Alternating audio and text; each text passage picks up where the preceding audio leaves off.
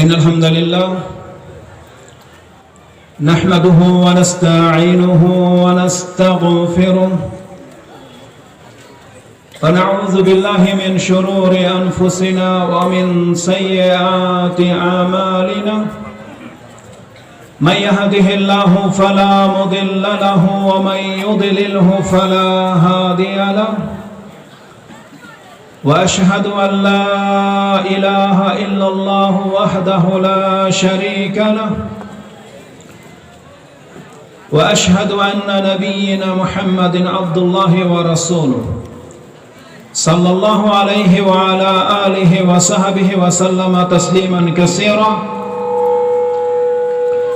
يا أيها الذين آمنوا اتقوا الله حق تقاته ولا تموتن إلا وأنتم مسلمون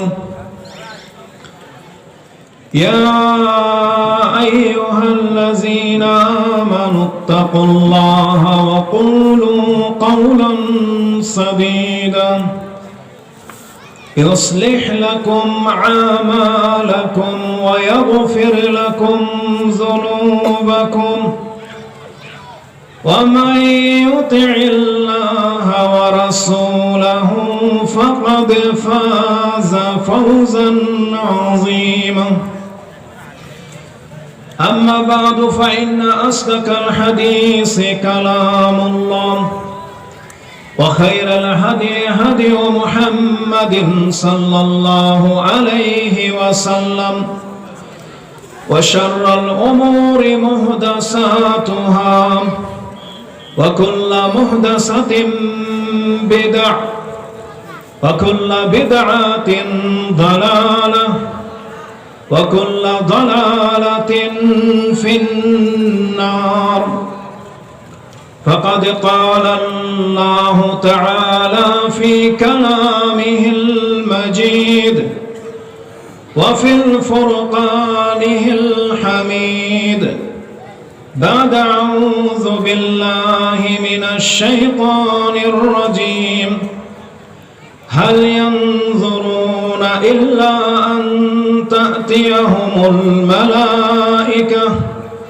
أو يأتي ربك أو يأتي بعض آيات ربك يوم يأتي بعض آيات ربك لا ينفع نفس إيمانها لم تكن آمنت من قبل أو كسبت في إيمانها خيرا قل انتظروا إنا منتظرون যাবতীয় প্রশংসা আল্লাহ সুবহানাহু ওয়া তাআলা, যিনি বিশ্বজগতের একমাত্র মালিক। যে আল্লাহ সুবহানাহু ওয়া তাআলা তিনি সার্বভৌমত্বকে তিনি নিজের ক্ষমতাধীন রেখেছেন। তার রাজত্ব তিনি কাউকে অংশীদার সাব্যস্ত করেননি। তিনিই কেবল হেদায়েতের মালিক। তিনি যাকে চান হেদায়েত দান করে থাকেন। যে আল্লাহ সুবহানাহু ওয়া তাআলা তার ইচ্ছাধীন যাদেরকে হেদায়েতের তৌফিক দিয়েছেন, ওই সমস্ত ব্যক্তিদের মধ্যে আমাদেরকে অন্তর্ভুক্ত করেছেন। আমরা তার শুকরিয়া আদায় করি, আমরা বলি আলহামদুলিল্লাহ। সালাতু ওয়াস সালাম প্রিয় নবী মুহাম্মদুর রাসূলুল্লাহ সাল্লাল্লাহু আলাইহি ওয়াসাল্লামের প্রতি, যাকে বিশ্বজগতের জন্য শুধু রাসূল নয় বরং রহমত স্বরূপ প্রেরণ করেছিলেন।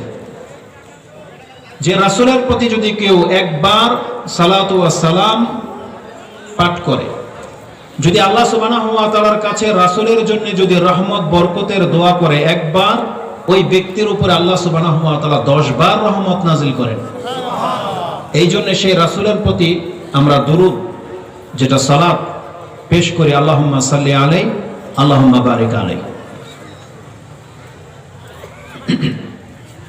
যে বিষয়টি নিয়ে আমি আপনাদের কাছে উপস্থিত হয়েছি, এটা বুঝতে হলে কমপক্ষে আমি আপনার কাছ থেকে 1.5 ঘন্টা সময় নেব। এর উপরে যদি আল্লাহ আমাকে তৌফিক দেয়, আপনাদের ধৈর্য যদি কুলায়, আমার ভাষা যদি আপনাদের বোধগম্য হয়, আর কমিটি যদি বলে যে না উপকৃত হবে জাতি, হয়তো বাড়তে পারে। তবে এই 1.5 ঘন্টার মধ্যে আপনি শেষ পর্যন্ত যদি অপেক্ষা না করেন, আমার মনে হয় যে আপনি বক্তব্য বুঝতে পারবেন না। কেননা একটা হলো গালগপ্পওয়ালা বক্তব্য, আরেকটা হচ্ছে পয়েন্ট বাই পয়েন্ট বা দিক নির্দেশনা দেখানো বক্তব্য। এই দুই বক্তব্যের মধ্যে অবশ্যই পার্থক্য রয়েছে।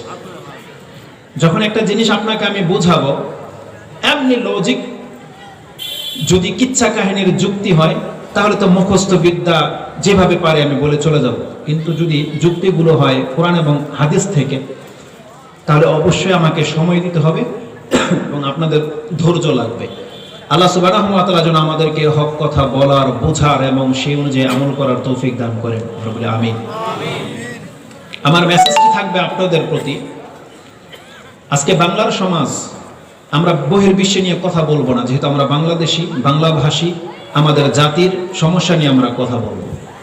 বাংলাদেশের মুসলিমদেরকে নিয়ে কথা বলবো, তার মধ্যে অন্যান্যরা শামিল, তবে বিশেষ করে আমাদের মূল টার্গেট হচ্ছে আমাদের বাংলাদেশের মুসলিম।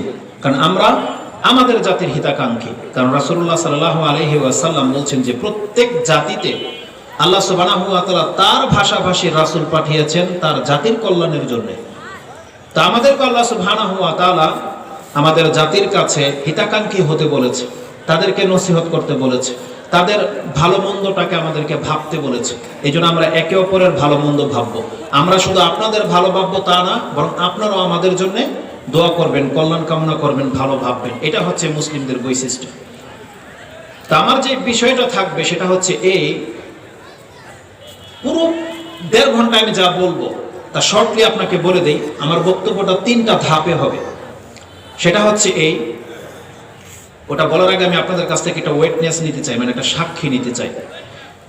যেই যুগে রাসূলুল্লাহ সাল্লাল্লাহু আলাইহি ওয়াসাল্লাম মক্কাতে এসেছিলেন, যেই যুগে কোরআন নাজিল হয়েছে, ওই যুগের লোকদেরকে আমরা কি বলি? তারা কি ছিল? জালেম আর জাহেল আর হ্যাঁ কাফের। কাফের ছিল, কাফের ছিল। আর কোন ভাষা আছে? মুশরিক ছিল। আচ্ছা, কাফের ছিল, এটা কি আমাদের কোনো বাড়াবাড়ি আছে কথাতে? নাকি আপনাদের বিশ্বাস যে রাসূলুল্লাহ সাল্লাল্লাহু আলাইহি ওয়াসাল্লাম যে যুগে কোরআন এবং হাদিস নিয়ে এসেছিলেন, আল্লাহর পক্ষ থেকে নবী রাসূল হয়ে এসেছিলেন, যে জাতির কাছে সেই জাতি কি ছিল? একটা শব্দ শুধু, কাফের। তাহলে আমরা এটা নিয়ে কথা বলি। আমাদের সবার বিশ্বাস কি এটা, যে সেই যুগের লোক কাফের ছিল? একমত কিন্তু আপনারা সবাই। আমার কথা বলতে সুবিধা হবে, আপনাদেরকে মতানৈক্য করলে এখানেও যদি আপনারা দ্বিমত করেন তাহলে কোনোদিন এক হব কবে আমরা? আপাতত এটা মেনে নেন যে আমাদের বিশ্বাস মক্কার লোকেরা কি ছিল? কাফের মুশরিক ছিল। কিন্তু আমি আজকে আপনাকে এখানে প্রমাণ করব আধা ঘন্টায় যে ওরা আপনার চাইতে বেটার মুসলিম ছিল। আমি প্রমাণ করে দেখাবো যে বর্তমান সমাজের বহু মুসলিমের চেয়ে ওদের আল্লাহর প্রতি বিশ্বাসটা বেশি ভালো ছিল, এবং আমাদের বহু মুসলিমের চেয়ে ওরা আল্লাহর জন্য বেশি ইবাদত করত। এটা প্রথম দেখাবো। তা আমি প্রথম প্রমাণ করব আপনার কাছে, যাদেরকে আমরা কাফের মুশরিক হিসেবে চিনি তাদের ঈমান আমল কেমন ছিল সেটা আমি কোরআন থেকে দেখাবো, কারণ তাদের কথাগুলো কোরআনে সবচেয়ে বেশি আছে। তারপর আমি বলবো এত ঈমান এত আমল থাকা সত্ত্বেও আল্লাহ তাদেরকে কাফের মুশরিক কেন বলেছে, কেন তারা মুশরিক, কেন তারা জাহান্নামী, কেন তাদেরকে আমরা জাহেল বলি, ওই কারণটাও বলবো। আর যখন যে অপরাধের কারণে আল্লাহ তাদেরকে জাহেল বলেছে, কাফের বলেছে, মুশরিক বলেছে, ওই অপরাধগুলো যদি আমাদের কারোর মধ্যে থাকে, এর বিচারটা কি হবে সে নিজে করবে, ওটা আমি বলবো না। আমি জাস্ট বলবো যাদেরকে আপনি কাফের মুশরিক বলছেন তাদের পরিচয়টা কি ওটা তুলে ধরবো। তারপরে তারা কেন কাফের হয়েছে, কোন অপরাধের কারণে আল্লাহ তাদেরকে কাফের মুশরিক বলেছে, ওই অপরাধ যেন আমাদের কারোর মধ্যে না থাকে। এটা নয় দাবি? আল্লাহ তো কোরআন নাজিল এটাই নাজিল করেছে, কোরআন হাদিস, যে দেখো মক্কার মুশরিকদের এটা পাপ, এই পাপ যেন মুহাম্মদের উম্মতের মধ্যে না থাকে। এটা নয় মেসেজ আমাদের? তাহলে আমরা বিচার করব যে তাদের ঈমানটা কেমন ছিল আর আমাদের ঈমান কেমন, তাদের যে পাপগুলো এই পাপগুলো আমাদের সমাজে আমাদের মধ্যে আছে কিনা এটা আমরা দেখব। যদি থাকে তাহলে কি হুকুম হবে। আপনি তাদেরকে কাফের কুফরের ফতোয়া লাগিয়েছেন, আমি কিন্তু লাগাইনি, আপনি বলেছেন তারা কাফের ছিল। তাহলে ওই অপরাধ যদি আপনাদের কারোর মধ্যে থাকে তাহলে সে কি, আপনি এখান থেকে আজকে বিচার করে যাবেন। আর আপনার কি করণীয় ওটা আমি ইনশাআল্লাহ বোঝার চেষ্টা করব ইনশাআল্লাহ।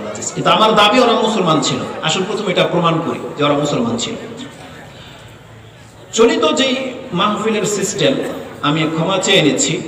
আপনারা হয়তো জানেন যে যখনই কোনো বক্তা বক্তব্য শুরু করে তখন স্টেজে যারা উপস্থিত থাকে ওলামাদের শান, কমিটি সম্পর্কে, চেয়ারম্যান মেম্বার কেউ থাকলে, প্রধান অতিথি থাকলে তাদের সম্পর্কে কিছু বলে।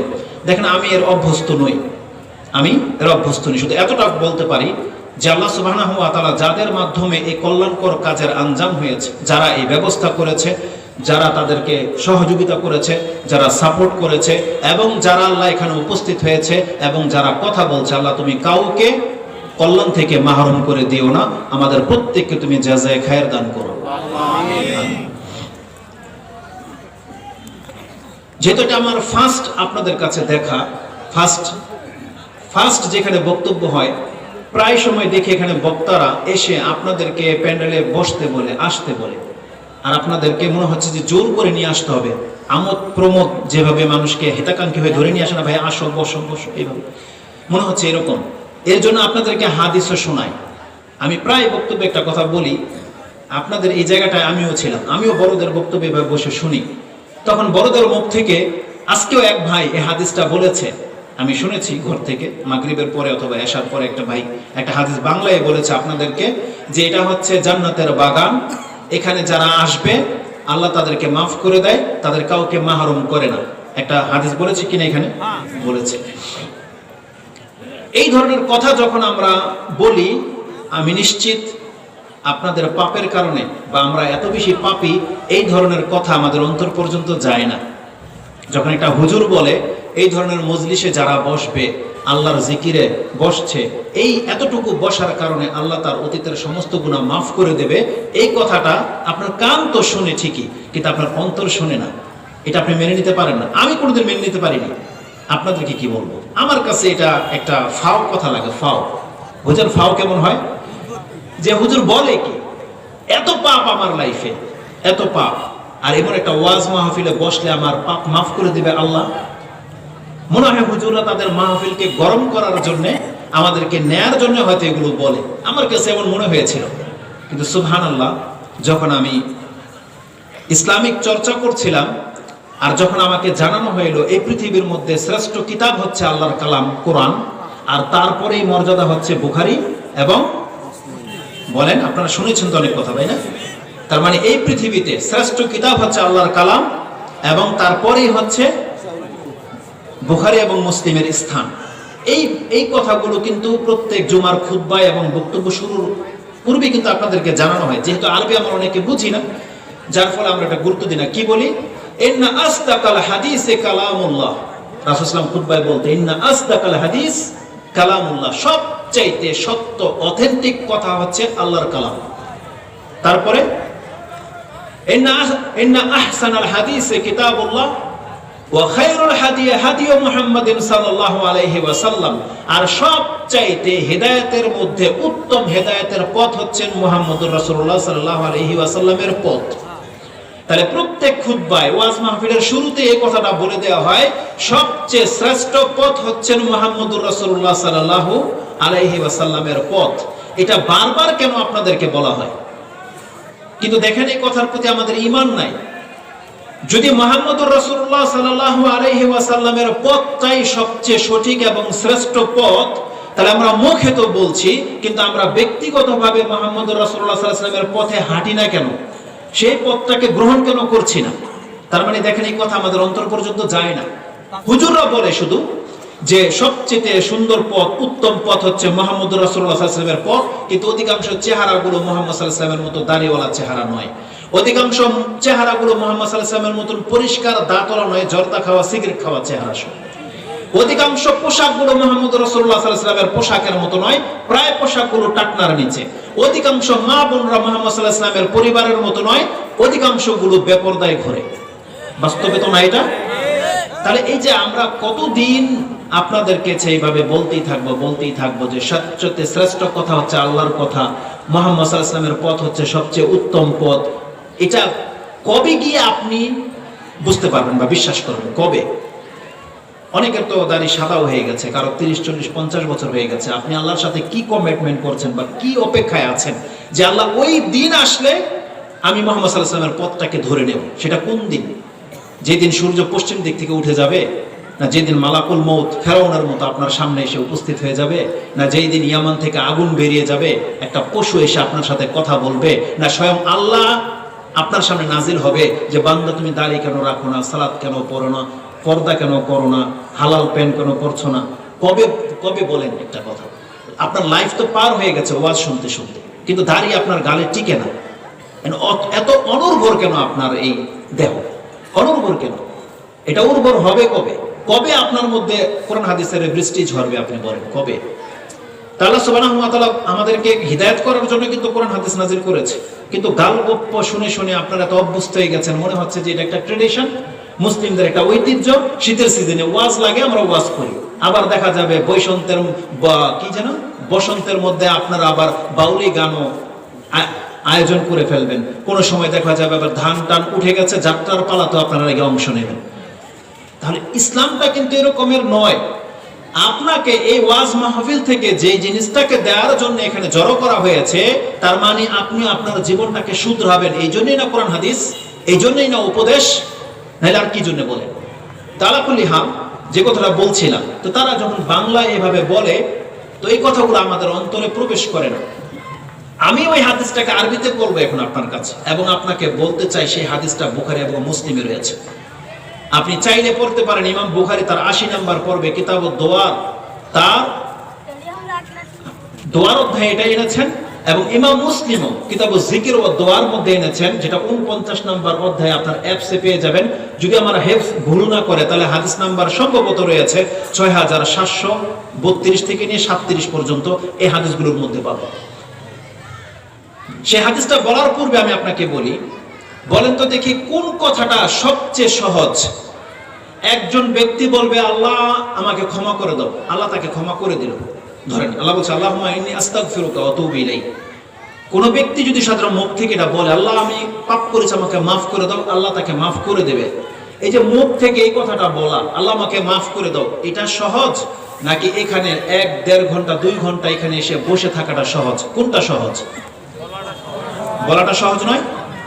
তারপর একটা ব্যক্তি মুখে বলবে লা ইলাহা ইল্লাল্লাহ, তার এমন কি কষ্ট? কোনো কষ্ট আছে? তাহলে ওর চাইতে বেশি কষ্ট কিনা এটা?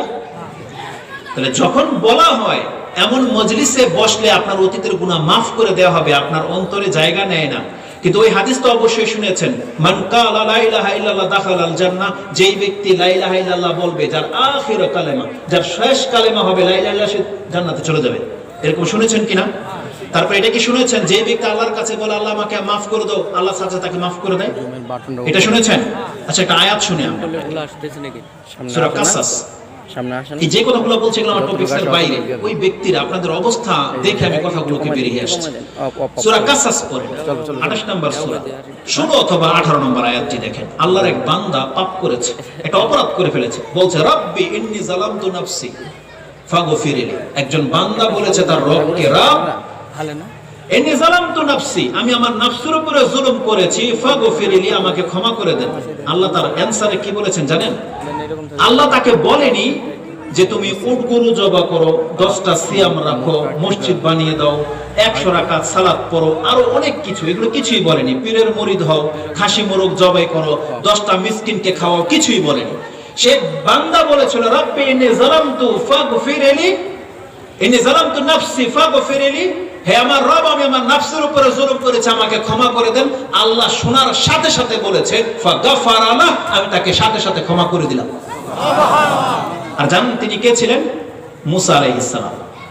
মুসা আলাইহিস সালামের দোয়া এটা। তিনি বলেছেন রাব্বি ইন্নী যালামতু নাফসি ফাগফিরলি, আল্লাহ বলেছেন ফাগফারা লাহ, তার বলার সাথে সাথে আল্লাহ তাকে ক্ষমা করে দিয়েছে। আল্লাহ সুবহানাহু ওয়া তাআলা যখন কোনো ঘটনা কোরআনে নাজিল করে, এখান থেকে আমাদেরকে শিক্ষা নেওয়ার জন্য নাজিল করে, যে বান্দা আমার কোনো বান্দা পাপ করেছে, ক্ষমা চেয়েছে, আমি ক্ষমা করে দিয়েছি। কিয়ামত পর্যন্ত যত বান্দা পাপ করবে আর আমার কাছে ক্ষমা চাইবে, আমি তাকে সাথে সাথে ক্ষমা করে দিই।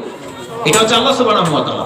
এই মর্মে বহু লম্বা কথা আছে, আমি জাস্ট আপনাকে বুঝাতে চাচ্ছি যে একটা ব্যক্তি মুখে বলে আল্লাহ আমাকে ক্ষমা করে দাও, সে ক্ষমা পেয়ে যাচ্ছে, এটা আপনার অন্তর বিশ্বাস করে যে তওবা করলে আল্লাহ মাফ করে দেয়।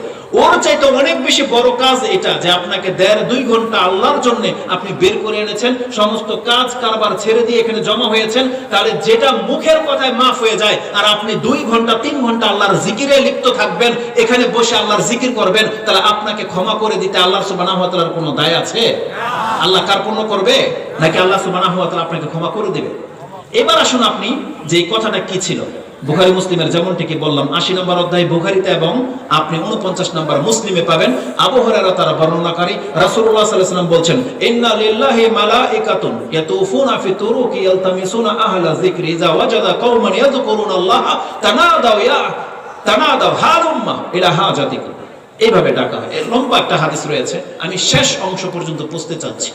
রাসূলুল্লাহ সাল্লাল্লাহু আলাইহি ওয়াসাল্লাম বলছেন যে আবু হুরায়রা তারা বর্ণনাকারী যে রাসূলুল্লাহ সাল্লাল্লাহু আলাইহি ওয়াসাল্লাম বলছেন, কিছু ফেরেশতাকে আল্লাহ সৃষ্টি করে রেখেছে, তারা শুধু এই পৃথিবীতে বিচরণ করে বেড়ায় যে কোথায় আল্লাহকে স্মরণ করা হচ্ছে, কোথায় আল্লাহর নাম নেওয়া হচ্ছে, কোথায় আল্লাহর জিকির করা হচ্ছে। এখানে জিকির শব্দটা আছে, ইয়াযকুরুনাল্লাহ, যারা আল্লাহর জিকির করে। আমাদের সমাজে বহু গ্রুপিং আছে, বহু দল উপদল আছে, বহু গ্রুপিং, এক কথায় নাম নিচ্ছি না। আল্লাহর জিকির বলতে শুধু সুবহানাল্লাহ, আলহামদুলিল্লাহ, আল্লাহু আকবার বা ইল্লাল্লাহ, লা ইলাহা ইল্লাল্লাহ, এই জিকিরকে বোঝে। কিন্তু আল্লাহ সুবহানাহু ওয়া তাআলার জিকির হচ্ছে অত্যন্ত ব্যাপক একটা শব্দ। যদি জিকির শব্দ বুঝতে হয়, আমার 5টা বক্তব্য আছে, আরো 10টা বক্তব্য হবে ইনশাআল্লাহ আজিজ, নেটে আপনি পাবেন। তাতে যে মেসেজটা আমি দিয়েছি, সবচেয়ে উত্তম জিকির হচ্ছে সালাত, নামাজ। একজন ব্যক্তি যদি আল্লাহকে স্মরণ করতে চায়, তাহলে তার জন্য উত্তম জিকির হচ্ছে নামাজ। কারণ দেখেন, আপনি এখন জিকির করছেন, আপনার অন্তর কিন্তু অন্যদিকে যেতেও পারে, আবার কথাও বলছেন, আবার অন্য মনস্ক। কিন্তু নামাজ এমন একটা জিকির, যখনই বান্দা বলে আল্লাহু আকবার, দুনিয়ার সমস্ত কাজ কাম সে হারাম করে দিল নিজের উপরে। রাসূল সাল্লাল্লাহু আলাইহি ওয়াসাল্লাম বলছেন, তাহরিমুহা তাকবীর ওয়া তাহলিলুহা তাসলিম। এটা আবু দাউদে রয়েছে হাদিসের জুমলাটা। রাসূল সাল্লাল্লাহু আলাইহি ওয়াসাল্লাম বলেছেন, সালাত এমন একটা ইবাদত, যখনই বান্দা বলে আল্লাহু আকবার, তিনি দুনিয়ার সমস্ত মানুষের সাথে, সমস্ত চিন্তা থেকে, সমস্ত কাজ থেকে নিজেকে হারাম করে নিল। এখন সে তার রবের সাথে শুধু কথা বলবে, তার সাথে কোনো মানুষের সাথে কথা বলাটা হারাম। নামাজে আপনি কোনো ব্যক্তির সাথে কথা বলতে পারবেন? কোনো ব্যক্তির সাথে কথা বলবেন। এখন শুধু আপনি আপনার রবের সাথে কথা বলছেন। যতক্ষণ এই নামাজ চলবে, আপনি আর আপনার রব, আপনার আল্লাহ। দেখেন তাতে কি আছে? দোয়া আছে, জিকির আজকার আছে, আশ্রয় চাওয়া আছে, জান্নাত চাওয়া আছে, সব আল্লাহর প্রশংসা আছে। এছাড়া সালাতের কিছু নাই। তো একটা ব্যক্তি যতক্ষণ পর্যন্ত সালাতে থাকে, ততক্ষণ পর্যন্ত সে আল্লাহর জিকিরে লিপ্ত রয়েছে। মুসা আলাইহিস সালামকে আল্লাহ এটাই বলেছে, তুমি আমাকে স্মরণ করার উদ্দেশ্যে সালাত আদায় করো, যেটা আপনি সূরা তোহাতে পাবেন। আমি ওদিকে যাচ্ছি না, আমি সালাতের আলোচনা করব না আজকে। তবে সালাত সম্পর্কে একটা চমৎকার হাদিস আমি আপনাকে বলি। এটা যখন নামাজে দাঁড়াই, ওই হাদিসটাকে আমি স্মরণ করে নামাজে দাঁড়াই, যার ফলে আমার হাদিসের নাম্বারটা মনে আছে। কারো যদি বাংলা অ্যাপস থেকে থাকে, আল হাদিসের অ্যাপস থেকে থাকে, আপনি বুখারীতে আযানের অধ্যায়ে যান, 10 নম্বর অধ্যায়, তার 711 নম্বর হাদিসটা আপনার সবসময় আপনার নোট করে রাখবেন। তাতে যে কথাটা রয়েছে, রাসূলুল্লাহ সাল্লাল্লাহু আলাইহি ওয়াসাল্লাম বলছেন, ইযা আহাদাকুম ইযা সাল্লা আহাদাকুম ইযা কানা ফি সালাতি আহাদাকুম কানা আল্লাহু কিবালি ওয়াজহিহি। আমার শব্দটা হয়তো ভিন্ন হচ্ছে, কিন্তু হাদিসের শব্দটা হচ্ছে, রাসূল সাল্লাল্লাহু আলাইহি ওয়াসাল্লাম বলছেন, তোমাদের মধ্যে কোনো ব্যক্তি যখন আল্লাহু আকবার করে বলে সালাতে দাঁড়িয়ে যায়, তার চেহারাটার সামনে আল্লাহ উপস্থিত থাকে। এটা বুঝছেন? ওইটাকে স্মরণ রেখে সালাত পড়বেন। আপনি যখনই আল্লাহু আকবার বলেন, আপনার আল্লাহ সুবহানাহু ওয়া তাআলা আপনার সামনে উপস্থিত হয়ে যায়, একেবারে উপস্থিত থাকে। আপনি দেখতে পাচ্ছেন না, কিন্তু আল্লাহ আপনাকে ঠিকই দেখতে পাচ্ছে। কারণ আল্লাহ সুবহানাহু ওয়া তাআলা কোনো বান্দার ইবাদতকে ইগনোর করে না, ছোট করে দেখে না। যে কোনো বান্দা আল্লাহর সামনে দাঁড়িয়ে যাবে, মুহাম্মদ সাল্লাল্লাহু আলাইহি ওয়াসাল্লামকে যেভাবে আল্লাহ ফলো করতে পারে, আপনাকে আল্লাহ সুবহানাহু ওয়া তাআলা ওইভাবে দৃষ্টি দেয়। এইজন্য রাসূল সাল্লাল্লাহু আলাইহি ওয়াসাল্লাম বলছে, তোমাদের কোনো ব্যক্তি যদি সালাতে দাঁড়ায়, সেজন্য সামনের দিকে থুতু না ফেলে, কারণ আল্লাহ তার সামনে উপস্থিত থাকে। এটা বললাম হাদিস বুখারীর 711 নম্বর হাদিস, আপনি দেখে নিন ইনশাআল্লাহ। আল্লাহ কোনো গালগপ্প না, রেকর্ডিং তো হচ্ছে, কিন্তু ফাও কথা বলার কোনো জায়গা নেই। তো আল্লাহ সুবহানাহু ওয়া তাআলা, আমি যেটা বলতে চাচ্ছি, কিছু ফেরেশতাদেরকে সৃষ্টি করা হয়েছে যারা শুধু খুঁজে বেড়ায় আল্লাহর জিকির কোথায় আছে। সবচেয়ে বড় ব্যাপার হচ্ছে আল্লাহর জিকির শুধু এরকম বড় ওয়াজ মাহফিলগুলো যে আল্লাহর ফেরেশতারা ঘিরে রাখে তা কিন্তু নয়, বরং আপনি জেনে নেন, আল্লাহর কোনো এক বান্দা আমাদের মতো এরকম হাজার হাজার মানুষের সামনে বক্তব্য দেয়নি, ওয়াজ করেনি। একজন ব্যক্তির সামনে ওয়াজ করেছিল, একজন ব্যক্তি, তাও আবার নিজের সন্তান, নিজের ছেলে। আল্লাহর কোন এক বান্দা তার ছেলের কাছে আল্লাহর গুণাগুণ পেশ করেছিল, আল্লাহর কাছে এত পছন্দ লেগেছে, আল্লাহ সুবহানাহু ওয়া তাআলা তার নামে কোরআনে একটা সূরা নাযিল করে দিয়েছে। লোকমান হাকিম, মাশাআল্লাহ, জানেন আপনারা সূরা লোকমান? লোকমান আলাইহিস সালাম কাকে উপদেশ দিয়েছিল, কার সামনে ওয়াজ করেছিল? শুধু জাস্ট তার ছেলেকে। ছেলেকে তার রবের তাওহীদ শিক্ষা দিচ্ছে। ইয়া বুনাইয়া লা তুশরিক বিল্লাহ ইন্না শিরকা লা যুলমুন আযীম। এই উপদেশগুলো 5টা 6টা আয়াত আছে, আল্লাহর কাছে এত বেশি পছন্দ হয়েছে যে আল্লাহ তার মর্যাদায় কোরআনে একটা সূরা নাযিল করে দিয়েছে। আপনি কি ভেবেছেন? আপনি যদি আপনার সন্তানের সামনে, আপনার স্ত্রী, আপনার ঘরের মধ্যে যদি ওয়াজ করেন, আল্লাহর কথা যদি আপনি বলতে পারেন, তাহলে আপনিও আল্লাহর কাছে অতটাই মর্যাদাবান। আপনাকে স্টেজে এসে বক্তব্য করতে হবে না। আমরা তো হয়তো পয়সার জন্য, আমরা তো হয়তো ওই যে বললাম যে একটা নিয়ম নীতির কারণে হয়তো স্টেজে বক্তব্য দিচ্ছি, বা এতে আপনাদের কারো যদি উপকার হয় আমাদের উপকার হবে। কিন্তু কয়জন আছে নাজাতের জন্য এই কাজটা করে? লোকমান আলাইহিস সালাম কিন্তু কার্পণ্য করে নিজের ছেলেকে উপদেশ দিয়ে তিনি এতটা মর্যাদাবান হয়ে গেছে, এজন্য আল্লাহর কথা যেই বলবে সেই আল্লাহর কাছে মর্যাদাবান। এজন্য জিকিরের মজলিস শুধু এগুলো নয়, জিকিরের মজলিস যেখানে আল্লাহকে নিয়ে কথা হবে, যেখানে আল্লাহর আলোচনা হবে, ওটাই হচ্ছে জিকিরের মজলিস। কিন্তু আল্লাহ, জি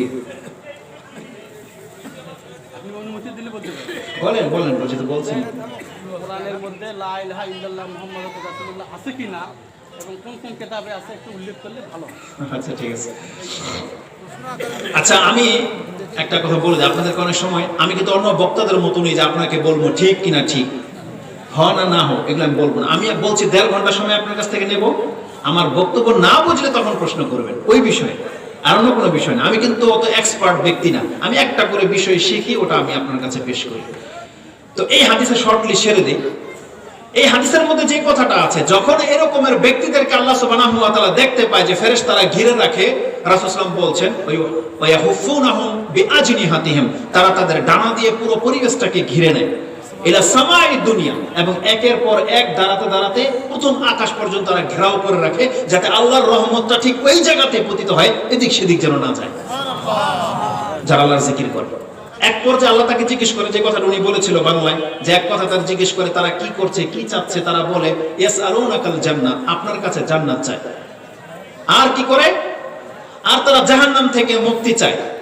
এই কথাগুলো যখন আল্লাহ তাদের কাছ থেকে শুনে, তখন বলে আদ উশহিদুকুম, আমি তোমাদেরকে সাক্ষী করে বলছি, লা আতাইতুহুম মা সাআলু, আমি এখন তাদেরকে তা দিয়ে দিলাম যা তারা আমার কাছে চাচ্ছে।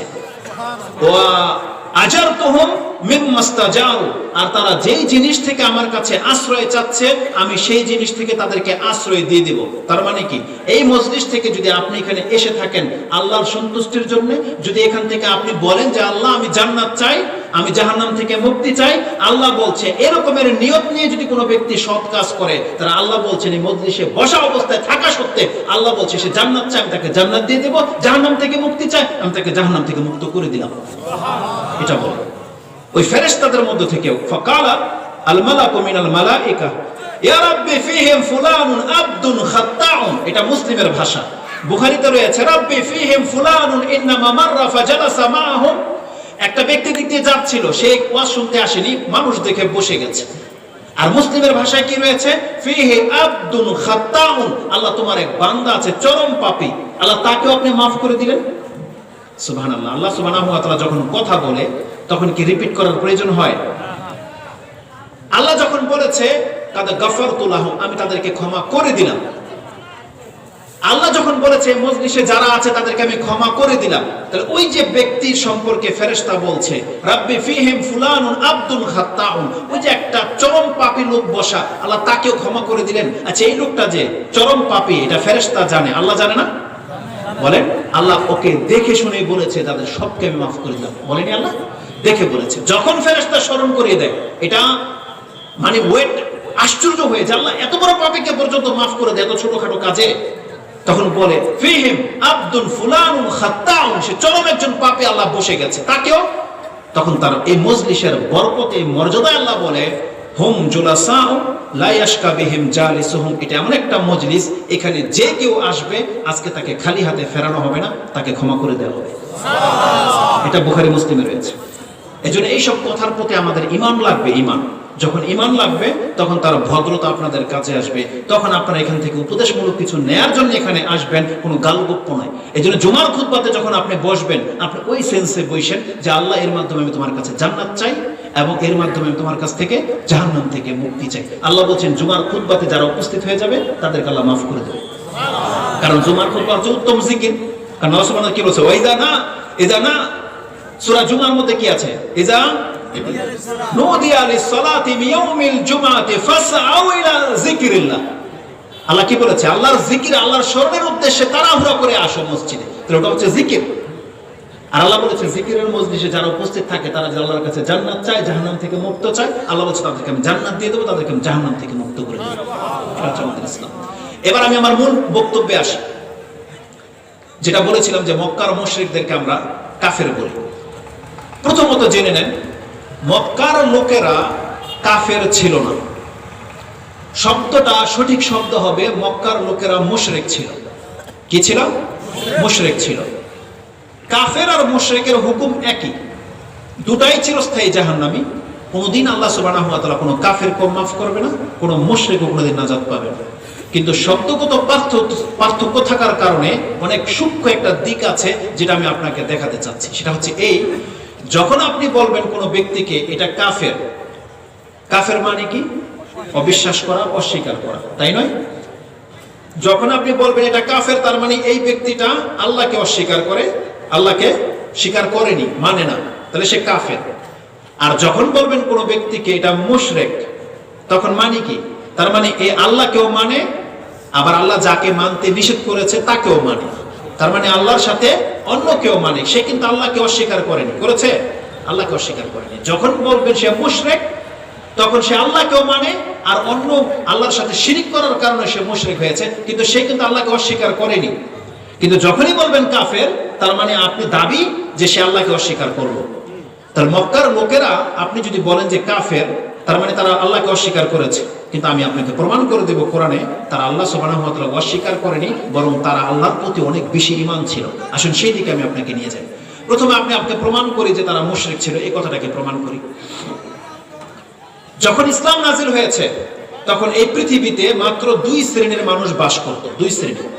এক হচ্ছে আহলে কিতাব, তাদের নামগুলো কোরআনে এসেছে আহলে কিতাব। এই আহলে কিতাব বলে আল্লাহ ইহুদি এবং খ্রিস্টানদেরকে বুঝিয়েছে। আপনারা কথা এখান থেকে বসিয়ে নেন মাথায় যে কি বলতে চাচ্ছি, একবারে সহজ ভাষায় বলবো, এমন না যে এটা কোনো এডুকেটেড পার্সনের জন্য বক্তব্য হচ্ছে বা বয়স্ক লোকেরা বুঝতে পারবে না, এমনটা আমি বলবো না। আহলে কিতাব বলতে দুইটা জাতিকে বোঝানো হয়। কারা? আমাদের পূর্বে, এক হচ্ছে ইহুদি এবং খ্রিস্টান, এদেরকে আল্লাহ আহলে কিতাব বলেছে। আরেকটা জাতি পৃথিবীতে বাস করত, তাদেরকে আল্লাহ মুশরিক বলেছে। এই পৃথিবীতে কাফের তেমন একটা ছিল না। কাফের মিন্স নাস্তিক, যে আল্লাহকে মানে না, এরকমের পৃথিবীতে মানুষ পাওয়াটা খুব মুশকিল। অধিকাংশ মানুষগুলো তারা কাউকে না কাউকে মানত, আল্লাহকে মানত, আল্লাহর পাশাপাশি অন্য কেউ মানত, কিন্তু কেউ কেউ আল্লাহকে মানত না, কিন্তু একটা পাওয়ার, একটা সুপ্রিম পাওয়ারকে মানত, যে কেউ না কেউ আছে একটা শক্তিশালী, কেউ না কেউ উপরে একজন আছে, এরকম মানত। নাস্তিকের পৃথিবীতে ছিল না। এই জন্য কোরআনে আল্লাহ সুবহানাহু ওয়া তাআলা মুলহিদ বা নাস্তিক সম্পর্কে তেমন কোনো আয়াতই নাযিল করেনি। আল্লাহ যা বলেছে কাফেরদেরকে উদ্দেশ্য বলেছে, মুমিন মুসলিমদেরকে উদ্দেশ্য বলেছে, মুনাফিকদের সম্পর্কে বলেছে, মুশরিকদের সম্পর্কে বলেছে। এই চারটা নাম পাবেন। নাস্তিক আপনি কোরআনে পাবেন না, খুঁজে। কেন? কারণ পৃথিবীতে স্রষ্টা মানে না এমন মানুষের জন্ম খুব কমই হয়েছে, যে অন্তর থেকে একজন মালিককে মানে না, মালিক ছাড়া গুরু, এমন মানুষ খুব কমই ছিল। আলা কুল্লি হাল, রাসূলুল্লাহ সাল্লাল্লাহু আলাইহি ওয়াসাল্লামের যুগে যখন কোরআন নাজিল হয়েছে, পৃথিবীতে মানুষ দুই রকমের ছিল, এক ছিল আহলে কিতাব এবং মুশরিক। এই দুইটা জাতির কাছে কোরআন নাজিল হয়েছে। এর দলিল কোথায় আছে? আপনি পড়ুন সূরা বাইয়ানাত, এটা আমপারাতে রয়েছে, 98 নম্বর সূরা। এই সূরার 3টা আয়াত পড়লে আপনার মূল মেসেজটা ক্লিয়ার হয়ে যাবে। আল্লাহ বলেন, লাম ইয়াকুনিল লাযিনা কাফারু মিন আহলিল কিতাবি ওয়াল মুশরিকিনা মুনফাক্কিনা হাত্তা তা'তিয়াহুমুল বাইয়িনা। এখানে কি আছে? লাম ইয়াকুনিল লাযিনা কাফারু, আল্লাযিনা কাফারু আছে, লাম ইয়াকুন আল্লাযিনা কাফারু মিন আহলিল কিতাবি ওয়াল মুশরিকিন। মিন আহলিল কিতাব ওয়াল মুশরিকিন, দুইটা জাতির কথা বলেছে, আল্লাহ কাফের বলেনি। আল্লাহ বলছেন যারা কাফের হয়েছে তারা দুইটা জাতি থেকে কাফের হয়েছে, এক আহলে কিতাবদের মধ্য থেকে কাফের হয়েছে, আর এক মুশরিকদের মধ্য থেকে কাফের হয়েছে। তাহলে আহলে কিতাবরা বাস করতো কোথায়? ইউরোপ আমেরিকা যারা আছে মদিনা থেকে নিয়ে ওই সাইড, যেমন খ্রিস্টান আর ইহুদি। আর মক্কা মুশরিক কোথায় বাস করতো? এই মক্কায় মুশরিকরা বাস করতো, যেমন পৌত্তলিক রাসূল ইসলামের বংশধরেরা তারা পুতুল পূজা করতো।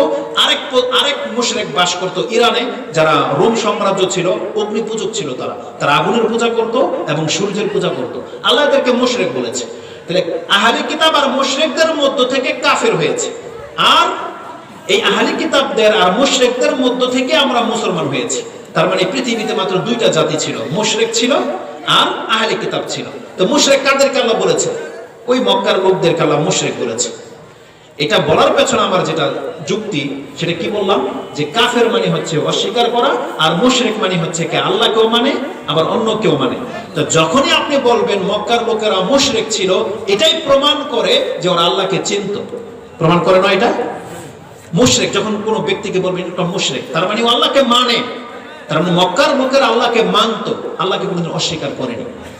এবার আসুন, তারা যে মুমিন ছিল বা বিশ্বাসী ছিল, আল্লাহর প্রতি তাদের বিশ্বাস ছিল, এর দলিলগুলো কেমন হতে পারে? প্রথমে আসুন সংজ্ঞায়। ঈমানের সংজ্ঞা কি? ঈমান মানে কি? মা মানাল ঈমান, ঈমান মানেটা কি? তার মানে আমাদেরকে আমাদের ভাষায় বুঝতে হবে ঈমান মানে কি। ইমাম নববী রাহিমাহুল্লাহ তিনি তার আরবাঈন নববীর ব্যাখ্যাতে উল্লেখ করেছেন, ইলামু আন্নাল ঈমান আন্নান নাসা ইখতিলাফু ফি হাকিকাতিল ঈমান। তুমি জেনে নাও, ঈমানের আসল সংজ্ঞা করতে গিয়ে ওলামাদের বিভিন্ন মত তুমি পাবে, লুগাতান ও ইসতিলাহান। সেটা শাব্দিক অর্থে হোক অথবা শরঈ অর্থে হোক, দুই অর্থে আপনি একাধিক সংজ্ঞা পাবেন। তবে ওয়াল মাশহুর আন্নাল ঈমান লুগাতান আত-তাসদীক। ঈমান মানে হচ্ছে বিশ্বাস। শাব্দিক অর্থ কি? ঈমান মানে বিশ্বাস। ঈমান মানে যে বিশ্বাস, এই অর্থে কোরআনের আয়াত রয়েছে, একটু পরে আমি বলছি। আর লুগাতান, এটা হচ্ছে লুগাতান। ইসতিলাহান কি মানে ইসলামিক শরীয়তি ভাষায় ঈমান কাকে বলে? অনেকগুলো কথা রয়েছে, তার মধ্যে একটা হচ্ছে আন্নাল ঈমান আত-তাসদীকুর রাসূল সাল্লাল্লাহু আলাইহি ওয়াসাল্লাম ফীমা জাআ বিহি আন রাব্বিহি আযজা ওয়া জাল্লা ওয়া হাযা আল কদরু মুত্তাফাকুন আলাইহি। তিনি বলছেন শরীয়তের অর্থে, ইসলামের অর্থে ঈমান হলো কোনো ব্যক্তি যদি বলে যে আমি মুমিন, আমি ঈমান নিয়ে আসতে চাই, তাহলে তাকে ঈমান নিয়ে আসতে হবে, বিশ্বাস করতে হবে মুহাম্মদুর রাসূলুল্লাহ সাল্লাল্লাহু আলাইহি ওয়াসাল্লামের প্রতি, এবং তিনি তার রবের পক্ষ থেকে যা কিছু বলেছে সবগুলো মেনে নিতে হবে। কোনো একটাকে অস্বীকার করলে সে মুসলমান হতে পারবে না। এটা হচ্ছে ঈমান। ঈমান মানে কি? মুহাম্মদুর রাসূলুল্লাহ সাল্লাল্লাহু আলাইহি ওয়াসাল্লাম যে কোনো কথা বলবে তার রবের পক্ষ থেকে, যেটা হবে, এটা হবে, এটা হবে, এগুলোকে আমাদের প্রত্যেককে বিশ্বাস করতে হবে। যদি সেটা মুহাম্মদ সাল্লাল্লাহু আলাইহি ওয়াসাল্লাম বলে, যে মুহাম্মদ সাল্লাল্লাহু আলাইহি ওয়াসাল্লাম এটা বলেছে, এটা যখন কোনো মুসলমান জানবে, তার মানে এটাকে অবিশ্বাস করলে ও মুসলমান থাকতে পারবে না, ও মুমিন থাকতে পারবে না। মুমিন হতে হলে মুহাম্মদ সাল্লাল্লাহু আলাইহি ওয়াসাল্লামের সব কথাকে সত্য বলে মেনে নিতে হবে। যদি সেটা মুহাম্মদ সাল্লাল্লাহু আলাইহি ওয়াসাল্লামের সত্য হয়ে থাকে, মিথ্যা হাদিস বা অন্য হাদিস হলে তো ভিন্ন কথা, আপনার কাছে প্রমাণ হয়ে গেছে যেটা মুহাম্মদ সাল্লাল্লাহু আলাইহি ওয়াসাল্লামই বলেছে, তার মানে ওই কথাটাকে আপনাকে মানতে হবে যদি আপনি নিজেকে মুমিন দাবি করতে চান। এটা হচ্ছে ঈমান, একটা সংজ্ঞা। দ্বিতীয় আরেকটা সংজ্ঞা হচ্ছে, বাংলায় বলে আল বিশ্বাস মানে হচ্ছে স্বীকৃতি দান করা। আর স্বীকৃতি শুধু কিন্তু অন্তরে বিশ্বাসের নাম হয় না, স্বীকৃতি প্রকাশ্যে হয়। যেমন আপনার একটা বিয়ে করেছেন, কোথাও একটা সন্তান হয়েছে, এটা আপনার বিশ্বাস আছে যে আপনারই সন্তান, কিন্তু আপনি যতক্ষণ পর্যন্ত স্বীকৃতি না দেবেন আপনার সমাজে কিন্তু ও হক পাবে না, আপনার ঘরেও হক পাবে না, মানুষও বিশ্বাস করবে না। আপনাকে বলতে হবে যেটা আমার ছেলে, স্বীকৃতি দিতে হবে, এটাকে বলা হয় স্বীকৃতি। শুধু বিশ্বাস করার নাম স্বীকৃতি নয়, ঈমান নয়। ঈমান মানে হচ্ছে এটা আপনার ছেলে এবং আপনাকে বলতে হবে পরিচয়, এটা আমার ছেলে, এটা হচ্ছে স্বীকৃতি। এটা আমার স্ত্রী, এটা বলতে হবে, তাহলে তার ভরণ পোষণ সব আপনাকে দিতে হবে, এটাকে বলা হয় স্বীকৃতি। আপনি মুসলিম, কেউ জানে না, না আপনাকে সমাজে, আপনি মরলে আপনাকে চিতাতে জ্বালিয়ে ফেলা হবে, বাঁচতে হলে আপনাকে কি করতে হবে? প্রকাশ্যে বলতে হবে আমি মুসলিম। তার মানে মরলে আপনাকে আমরা জানাজা দেব, স্বীকৃতি প্রকাশ করতে হবে, এটা হচ্ছে ঈমান। আরেকটা সংজ্ঞা বলা হয়, আর ঈমান হলো আত-তাসদীক বিল কলব, অন্তর দিয়ে বিশ্বাস করা, ওয়া ইকরার বিল লিসান, জবান দিয়ে প্রকাশ করা, আর ওয়াল আমালু বিল আরকান, ও ফি রিওয়ায়াতিন ওয়াল আমালু বিল জাওয়ারিহ, অঙ্গ প্রত্যঙ্গ দিয়ে সেগুলোকে কর্ম করার নাম হচ্ছে ঈমান। এই যে সংজ্ঞাগুলো বললাম, যে ঈমান মানে হচ্ছে বিশ্বাস করা, মুখে বলা, কর্ম করা। আমরা যারাই আছি বাংলার মুসলিম, আমরা সবাই কি এই শরীয়তি অর্থে আমরা মুসলিম, মুমিন? আমরা কি ইসলাম পালন করি এইভাবে? বলেন, আমরা কোন সেন্সে নিজেকে মুসলমান বলি? ওই যে বিশ্বাস করা। আমরা কি বলি? আল্লাহকে বিশ্বাস করি, বাস আমি মুমিন মুসলিম, তাই নয়? এটি তো আমাদের দাবি, কিন্তু আমরা পরিপূর্ণভাবে কিন্তু ইসলামকে পালন করছি না। কিন্তু তারপরেও আমাদের সামান্যতম ভয় নাই যে আল্লাহ সুবহানাহু ওয়া তাআলার কাছে কি আমি নাজাত পাবো কি পাবো না, এই টেনশন কারো নাই। প্রত্যেকেই দেখছেন আমি নামাজ পড়ি আর নাই বা পড়ি, আমারও তো জানাজার নামাজ পড়াবে হুজুররা, পড়াবে, এটা আপনারা দেখতে পাচ্ছেন, কোনো ভয় নেই। আপনি মরলে যে রেজাল্টটা কি হবে কোনো ভয় নেই। মা বোনরা পর্দা করে না, তার কোনো ভয় নেই যে আমি মরলে কি হবে, কারো কোনো মাথা ব্যথা নেই। তার মানে কেন? কারণ সে হুজুরের কাছ থেকে শুনেছে মুসলমান একদিন জান্নাতে যাবেই, এটা শুনে বসে আছে। তো সেও নিজেকে মুসলমান দাবি করে বসে আছে, কিন্তু তার সাথে শরীয়তের যে কোনো সম্পর্কই নাই। সে যে প্র্যাকটিক্যাল আমলই করেনি, সে ওদিকে ব্রক্ষেপই করেনি, সে শুধু বাপদাদার জন্মের সূত্রে মুসলমান মুমিন হয়ে গেছে, সে ওটাকে ধরে বসে আছে, সে বলছে যে আমি মুমিন মুসলিম। আর আপনি যদি মুমিন মুসলিম হন বেনামাজি হয়ে, তাহলে আমাদের নামাজ পড়ে কাজ কি? ওটা আমরা বুঝি না, হুজুররা বোঝে না, আপনার বাপ চাচারা বোঝে না, তারা নামাজ কেন পড়ে বলেন? মুহাম্মদ রাসূলুল্লাহ সাল্লাল্লাহু আলাইহি ওয়াসাল্লাম তার জীবনের শেষ নিঃশ্বাসটা বের হওয়া পর্যন্ত তিনি সালাত কেন পড়েছেন, নামাজ কেন পড়েছেন? যদি মুহাম্মদ সাল্লাল্লাহু আলাইহি ওয়াসাল্লামের চাইতে আমরা বেশি ব্যাখ্যা জানি, তাহলে মুহাম্মদ সাল্লাল্লাহু আলাইহি ওয়াসাল্লামকে বুঝতো না যে বিশ্বাস করলে তো ঈমানদার হয়ে যায়, তাহলে আমাকে মরার আগ পর্যন্ত নামাজ কেন পড়তে হবে? কেন পড়েছিলেন তিনি? তার মানে তিনি দেখিয়ে দিতে চাচ্ছেন, শুধু মুখে বললেই চলবে না, আপনাকে এটা প্র্যাকটিক্যাল করে দেখাতে হবে যে হ্যাঁ আমি মুসলিম, এটা প্রমাণ করতে হবে। আর আল্লাহ সুবহানাহু ওয়া তাআলা কোরআনের একাধিক আয়াতে বলেছে যে মানুষ কি ভেবেছে, বললেই তাকে মাফ করে দেওয়া হবে, ওহুম লা ইফতানুন, আর তাকে পরীক্ষা করা হবে না। এরকম আয়াতগুলো বহু আছে, আপনারা দেখে নিন। তো আল্লাহ সুবহানাহু ওয়া তাআলার যে সেন্সে আমাদেরকে মুমিন বলেছে, শরীয়ত মানলে মুমিন, কিন্তু আমরা এই সেন্সে মুমিন না, আমরা নিজেরাই নিজেদের সংজ্ঞা করে নিয়েছি। কি?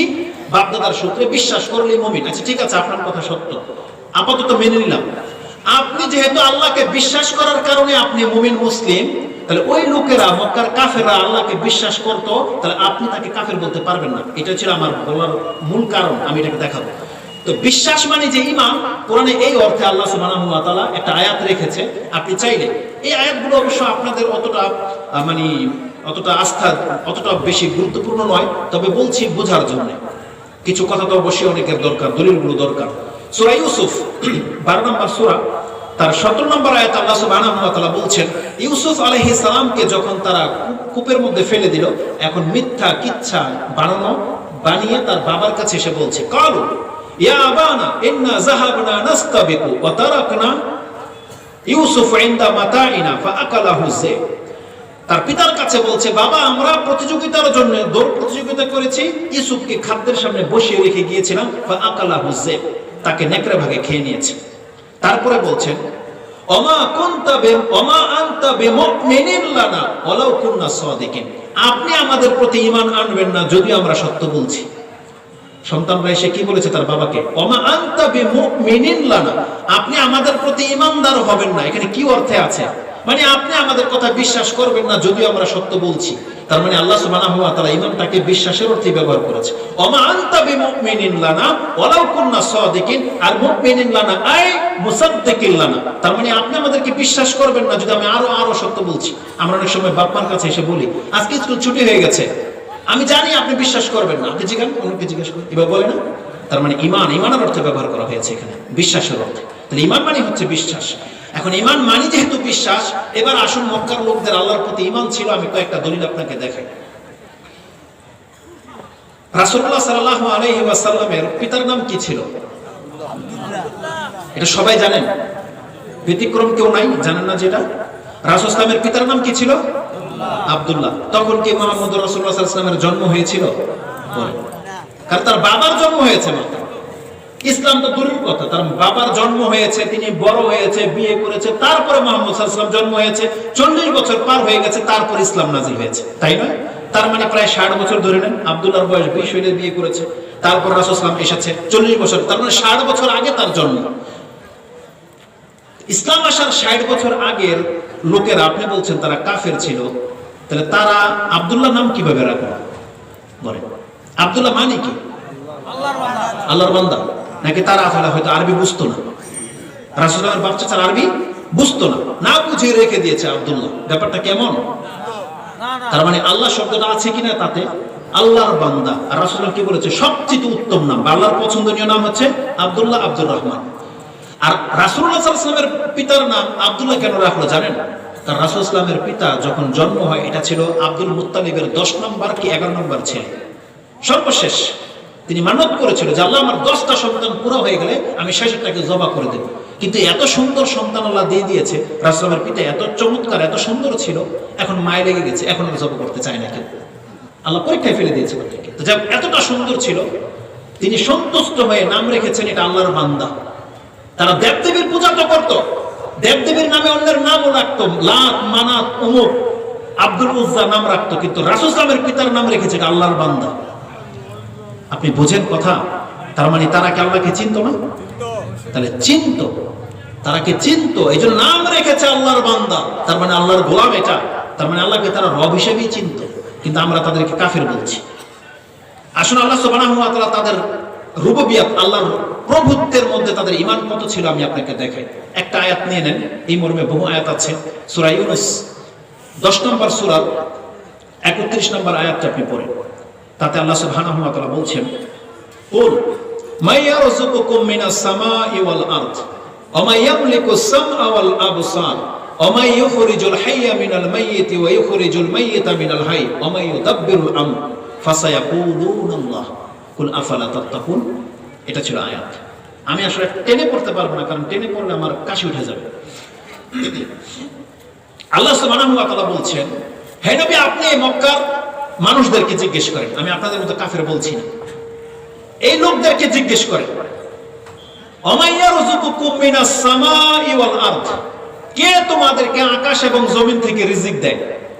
অমাইয়ামলিকুস সামআ ওয়াল আবসার, কে তোমাদের শ্রবণ শক্তি আর দৃষ্টি শক্তির মালিক? অমাইয়ুখরিজুল হাইয়্যা মিনাল মাইয়িতি ওয়া ইউখরিজুল মাইয়িতা মিনাল হাইয়্য, কে মুর্দা থেকে জিন্দা করে জিন্দাকে মেরে দিতে পারে? অমাইয়ুদাব্বিরুল আমর, এই পুরো পৃথিবীর পরিচালক কে? আল্লাহ বলছেন ফাসায়াকুলুনাল্লাহ, তারা চট করে বলবে অবশ্যই আল্লাহ। কি বলবে? অবশ্যই এগুলোর সবকিছুর নিয়ন্ত্রণ কে করছে? আল্লাহ। এখন আল্লাহ শব্দটাই আছে, আল্লাহ বলছে তারা বলবে যে আল্লাহ। যদি আল্লাহ বলে তখন তুমি তাদেরকে বলো আফালা তাত্তাকুন, তাহলে সে আল্লাহকে কি তুমি ভয় করবে না? তাহলে তো ভয় কেন করছো না? তুমি জানছো যে আল্লাহ তোমাদের রাজ্জাক, তুমি জানছো যে তোমাদের শ্রবণ শক্তি দৃষ্টি শক্তি এগুলোর মালিক আল্লাহ, এই পুরো পৃথিবীকে নিয়ন্ত্রণ করছে আল্লাহ, মুর্দাকে জিন্দা করতে পারে আল্লাহ, জিন্দাকে মেরে দিতে পারে আল্লাহ, তাহলে ভয় কেন করছো না? এটা ছিল মেসেজ। আল্লাহ কি বলেছে তারা অস্বীকার করবে? কাফের। আল্লাহ বলছেন অবশ্যই তারা বলবে আল্লাহ। তার মানে আল্লাহ সাক্ষী দিচ্ছে যে ওরা আল্লাহকে বিশ্বাস করে, ওদের আল্লাহর প্রতি বিশ্বাস ছিল। এই আয়াতগুলো আপনি জানেন, আমি যদি 10টা আয়াত পড়ি আপনার কাছে একই রকম মনে হবে। দু একটা আয়াত পড়ে দেখেন, এটা কত বললাম? সূরা ইউনূস 10 নম্বর সূরার 31 নম্বর আয়াত। আরেকটা আয়াত নিয়ে নেন, সূরা লোকমানে রয়েছে 31 নম্বর সূরার 25 নম্বর আয়াতটি পড়েন। তাতে আল্লাহ সুবহানাহু ওয়া তাআলা বলছেন, ওয়ালা ইনসালতাহুম কুল মাই ওয়ালা ইনসালতাহুম মান খালাকাস সামাওয়াতি ওয়াল আরদ লা ইয়াকুলুনাল্লাহ কুল আলহামদুলিল্লাহ বাল আকসারুহুম লা ইয়ালামুন। আরেকটা আয়াত আছে সূরা আনকাবুত 29 নম্বর সূরার 63 নম্বর আয়াত পড়েন, ওয়ালা ইনসালতাহুম মান নাযালা মিনাস সামাই ওয়াল আরদ মান নাযালা মিনাস সামাই মাআন সুম্মা ইউহয়ি বিহিল আরদা মিন বাদি মাউতিহা লা ইয়াকুলুনাল্লাহ, তারা বলবে অবশ্যই আল্লাহ। কুল আলহামদুলিল্লাহ বাল আকসারুহুম লা ইয়াকিলুন, এর মধ্যে লা ইয়াকিলুন আছে আর লোকমানে আছে লা ইয়ালামুন, দুইটা শব্দ আছে। এইভাবে যত আয়াত আপনি পড়বেন আপনার কাছে কি আয়াতটা একই রকম মনে হচ্ছে না? আল্লাহ বলছে যদি তাদেরকে জিজ্ঞেস করো আকাশ জমিন কে সৃষ্টি করেছে, তারা বলবে আল্লাহ। তুমি জিজ্ঞেস করো আকাশ থেকে বৃষ্টি কে নাজিল করে, তারা বলবে আল্লাহ। এই জমিন থেকে ফসল কে উৎপাদন করে, তারা বলবে আল্লাহ। সবকিছু একই রকম মনে হচ্ছে আয়াতগুলো, কিন্তু আমি আপনাকে দেখাতে চাই এই আয়াতগুলো দিয়ে আল্লাহ সুবহানাহু ওয়া তাআলা তাদের কাছ থেকে যে সাক্ষী নিয়েছে তাদের জবাবটা কি ছিল আপনি দেখেন। প্রথমে তাদেরকে জিজ্ঞাসা করা হয়েছিল তোমাদের রাজ্জাক কে, তোমাদের রিজিকের মালিক কে? বলা হয়েছিল মাইয়ারযুকুকুম মিনাস সামাই ওয়াল আরদ, তোমাদেরকে রিজিক কে দেয়? তারা বলেছিল আল্লাহ দেয়। কে দেয়? তার মানে রিজিকের মালিক কে? মক্কার লোকেরা বিশ্বাস করত রিজিকের মালিক আল্লাহ। তারপরে জিজ্ঞাসা করা হয়েছিল মুর্দাকে জিন্দা করে দিতে পারে, মানে জীবন এবং মৃত্যুর মালিক কে? জীবন এবং মৃত্যু, হায়াত এবং এই জীবনের মালিক কে? মাইয়ুখরিজুল হাইয়্যা মিনাল মাইয়িতি ওয়া ইউখরিজুল মাইয়িতা মিনাল হাইয়্য, তার মানে মুর্দাকে জিন্দা করে দেয়, জিন্দাকে মেরে দেয়, এটা কার কাজ? তারা বলেছিল এটা আল্লাহর কাজ। তারা বলেনি লাত মানাত উজ্জা করেছে, তারা বলছিল আল্লাহ করেছে। আচ্ছা তাহলে জীবনের মালিক পেয়ে গেলাম। খালেক কে? তোমাদেরকে সৃষ্টি কে করেছে? আল্লাহ সুবহানাহু ওয়া তাআলা বলছেন ওয়ালা ইন সাআলতাহুম মান খালাকাস সামাওয়াতি ওয়াল আরদ, এটা আপনি সূরা আনকাবুত 29 নম্বর সূরার 61 নম্বর আয়াতে পাবেন। যদি তাদেরকে আপনি জিজ্ঞেস করেন মাইয়া, যদি আপনি জিজ্ঞেস করেন আকাশ এবং জমিনকে কে সৃষ্টি করেছে, লা ইয়াকুলুনা আল্লাহ, তারা অবশ্যই বলবে আল্লাহ সৃষ্টি করেছে। ফাআন্না তুফাকুন, আল্লাহ বলছে তারা কোথায় যাচ্ছে, ফাইনা ইউফাকুন বা আইনা তুফাকুন আছে, যে তারা কোথায় গিয়ে বিভ্রান্ত হচ্ছে আল্লাহ বলছে। তার মানে এর মাধ্যমে তাদেরকে জানতে চাওয়া হয়েছে আকাশ এবং জমিন এবং এর মাঝে যা কিছু আছে এই সব কিছুর খালেককে কে সৃষ্টি করেছে, তারা বলেছিল আল্লাহ। আল্লাহ সুবহানাহু ওয়া তাআলা এখানে সবকিছুর কথা আমি কেন বললাম, কারণ এই আয়াতে সব শব্দটা নাই, কিন্তু আরেকটা আয়াতে রয়েছে যেটা আপনি পাবেন সূরা ফুরকান 25 নম্বর সূরার শুরুতে। আল্লাহ বলেন তাবারাকাল্লাযী নাযালাল ফুরকানা আলা আবদিহি লিয়াকুনা লিল আলামিনা নাযীরা আল্লাযী লাহু মুলকুস সামাওয়াতি ওয়াল আরদ ওয়া লাম ইয়াকুল লাহু ওয়া লাম ইয়াত্তাখিয ওয়ালাদান ওয়া লাম ইয়াকুল লাহু শারীকুন ফিল মুলক ওয়া খালাকা কুল্লা শাইইন ওয়া কাদ্দারাহা তাকদীরা। আল্লাহ সুবহানাহু ওয়া তাআলা বলেন তিনি সবকিছুকে সৃষ্টি করেছেন এবং প্রত্যেকটা সৃষ্টিকে তার তাকদীর আল্লাহ লিখে দিয়েছেন, যে কে কতটা সম্পত্তি পাবে, কে কতদিন বাঁচবে, কে কবে মারা যাবে, কে কতটা বিদ্যা পাবে, এই পৃথিবীতে কার অবস্থান কতটা হবে, আল্লাহ বলেন প্রত্যেকের তাকদীর পর্যন্ত আল্লাহ লিখে দিয়েছেন। এই আয়াতগুলো কোরআনে রয়েছে। এগুলো দিয়ে আমি আপনাকে কি বোঝাতে চাচ্ছি জানেন? আপনার তাকদীর আপনার রবের হাতে রয়েছে, কোনো ব্যক্তির হাতে। আপনি কত টাকা পাবেন, কবে মরবেন, কি খাবেন, কত টাকার আপনার মালিক হবেন, কয়টা সন্তান হবে, কি হবে না, বিয়ে কার সাথে হবে, কি হবে না, কত ফসলের মালিক হবেন আপনি, কত বয়স বেঁচে যাবেন, এগুলো প্রত্যেকটার ফয়সালাকারী কে? আল্লাহ সুবহানাহু ওয়া তাআলা। এগুলো থেকে আমি যে জিনিসটা আপনাকে দেখাতে চাচ্ছি ইনশাআল্লাহ কিছুক্ষণ পরে আপনি বুঝতে পারবেন। তাহলে তাদেরকে বলা হয়েছিল তোমাদের তাকদীরের ফয়সালা করছে কে, মানে কে তোমাদেরকে সৃষ্টি করেছে? তাদের জবাব ছিল আল্লাহ। তাহলে খালেক ও আল্লাহ, মালিক ও আল্লাহ, জীবন হায়াতের মালিক ও আল্লাহ, রাজ্জাক রিজিকের মালিক ও আল্লাহ। আচ্ছা বাকি থাকে কি? কেউ বলছে আমাদের স্রষ্টা, আমাদের রাজ্জাক, আমাদের মালিক সবকিছু যখন আল্লাহ যেটা মেনে নিল, ও বাকি কি রাখলো? সবই তো মেনে নিল, সব মেনে নিল না? তাহলে সবকিছু মেনে নিয়েছিল ওরা।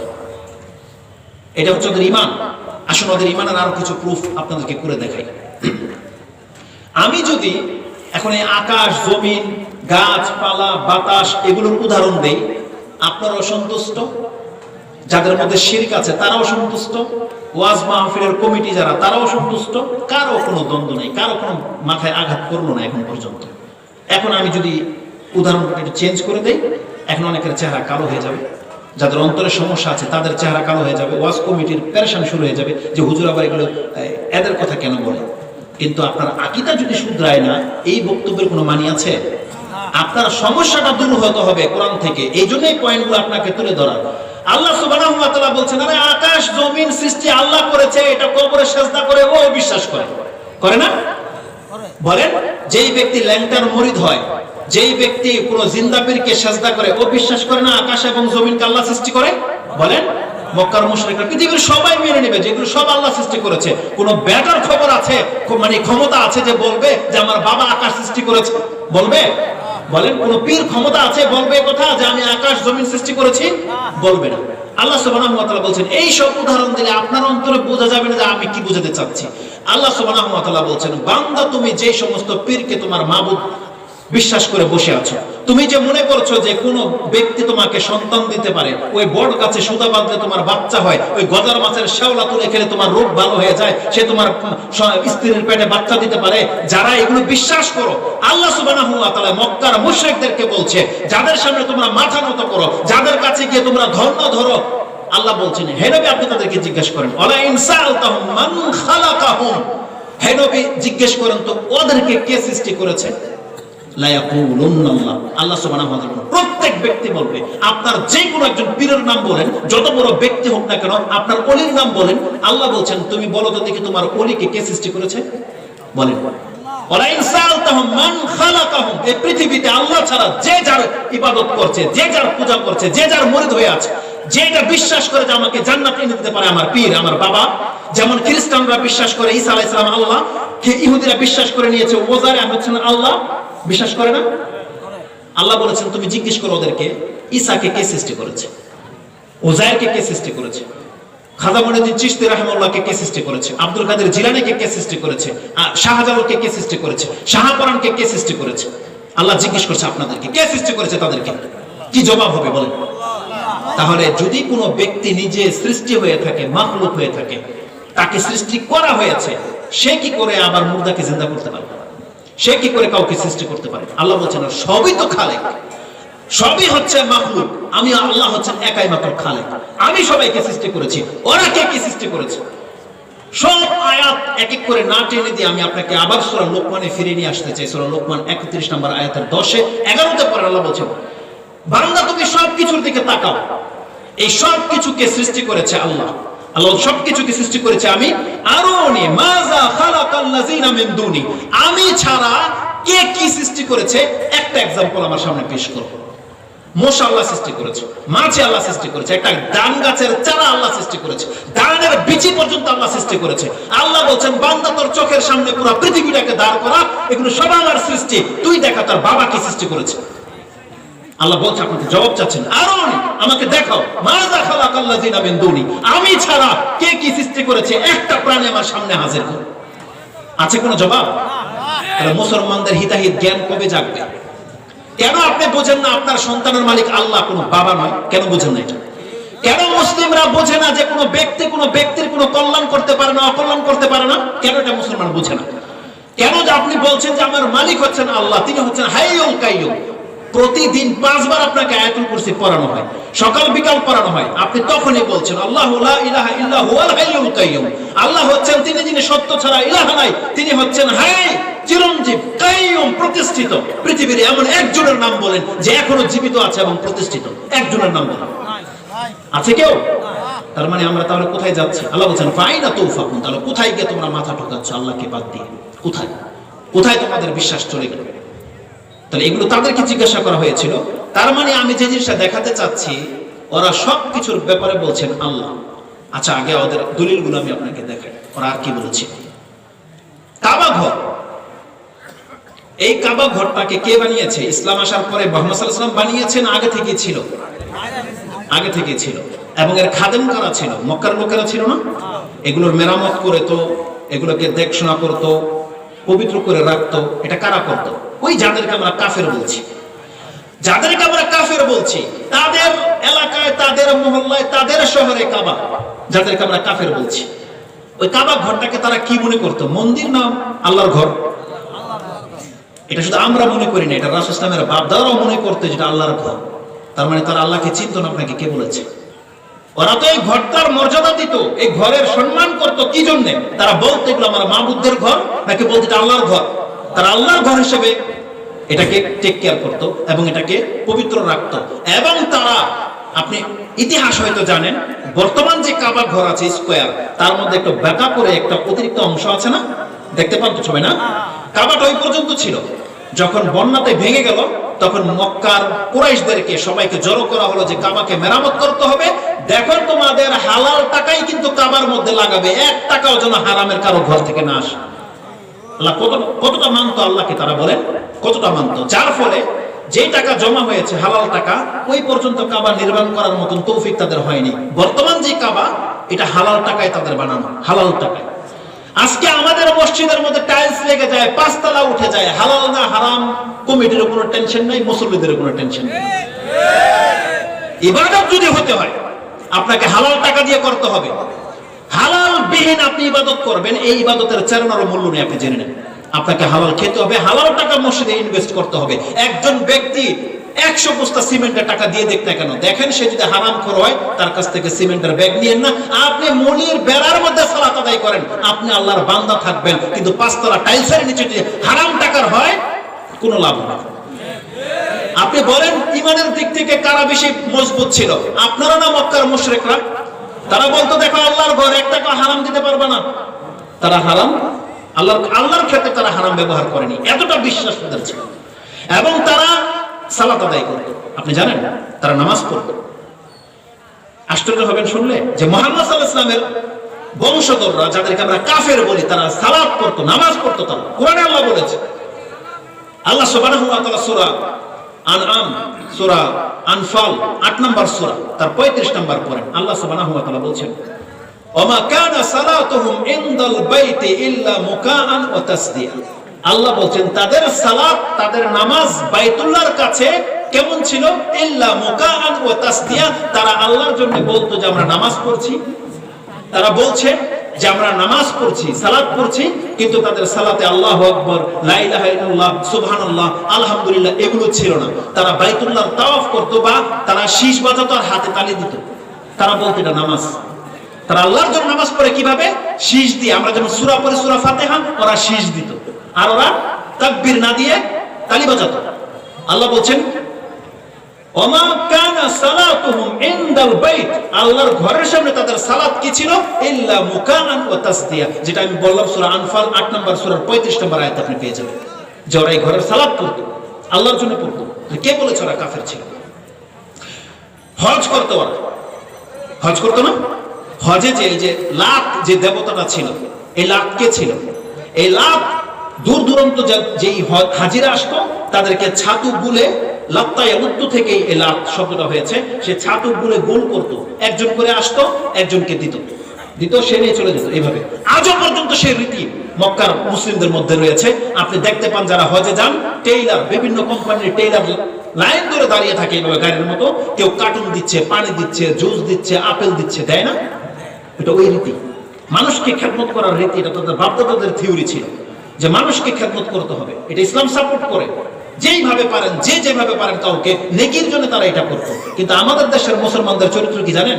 তারা হজের সিজনে, রমজানে কে কত ফ্রি দিবে, ডিসকাউন্ট করবে, প্রতিযোগিতা লেগে যায় কোম্পানি। আর বাংলাদেশে যেমনি শুনছে আর 2 মাস আছে রমজান মাস আসার, পেঁয়াজের দাম অটোমেটিকলি কিন্তু জায়গায় চলে গেছে, পেঁয়াজ স্টকে হয়ে গেছে, এখন আর বাজারে পেঁয়াজ পাওয়া যাবে না। ওটা যতক্ষণ পর্যন্ত চড়া দাম না হবে তারা স্টোর থেকে বের করবে না। সুবহানাল্লাহ, এরাও মুসলিম, তারাও মুসলিম, পার্থক্যটা কোথায়? আরে কেউ তো শুধু আল্লাহর জন্য কাজ করে জমিনে, আর কেউ শুধু দুনিয়ার জন্য কাজ করে। পার্থক্যটা হচ্ছে এখানে। আপনিও নিজেকে দাবি করছেন মুসলিম, সৌদি আরবের আরব লোকেরাও নিজেদেরকে মুসলমান দাবি করে, কিন্তু তারা কি সেন্সে কাজ করে, আপনি কোন সেন্সে কাজ করেন? তার মানে আপনার কি পরকাল দরকার নাই, আপনার শুধু দুনিয়া দরকার? আরে আপনি যদি 100 টাকা কেজি পেঁয়াজ বেচেন, তাও তো আপনার সংসার চলবে না, কিন্তু আপনি এটাকে 200 টাকার উঠানোর জন্য স্টক করে রেখে দিয়েছেন। আপনি শুধু দুনিয়া চাচ্ছেন। চিন্তাতে পার্থক্য আছে, অনেক ডিফারেন্স আছে। একাধিক তথ্য দিতে পারবো আমি আপনাকে। আলাকুল্লি হাল, তার মানে তারা এই হাজিদেরকে ছাতু খাওয়াতো এবং জানেন তারা যে আল্লাহ সুবহানাহু ওয়া তাআলাকে কতটা মানতো। সুবহানাল্লাহ। আসুন, সময় ফুরিয়ে যাওয়ার আগে, আপনার মাথাতে কথা ধরার আগে আমি আপনাকে বলি, এই কাবা ঘর যখন ভাঙতে এসেছিল ইয়ামানের বাদশা, কি নাম ছিল তার? আবরাহা। হাদিসে নয়, ইতিহাসের কিতাবে আরেকটা নাম আছে, আবারহা। জাদুল মাদে পাবেন এই শব্দটা, বা আবরাহা, কোনো সমস্যা নেই, আবারহা বা আবরাহা। ইমাম ইবনে কাসির রাহিমাহুল্লাহর কিতাব যেটা জাদুল মাদে আছে, তাতে আপনি পাবেন, ইবনে কাসিরও রয়েছে। এই ঘটনা জানেন কি ঘটেছিল? এই আবরাহা যখন হাতি নিয়ে কাবা ঘর ভাঙতে এসেছিল, আপনি যাদেরকে কাফের বলেন, দেখেন তাদের চরিত্র কি ছিল। রাসূলুল্লাহ সাল্লাল্লাহু আলাইহি ওয়াসাল্লামের দাদা তখন মক্কার লিডার আব্দুল মুত্তালিব। কি ছিল তার নাম? Abdul Muttalib.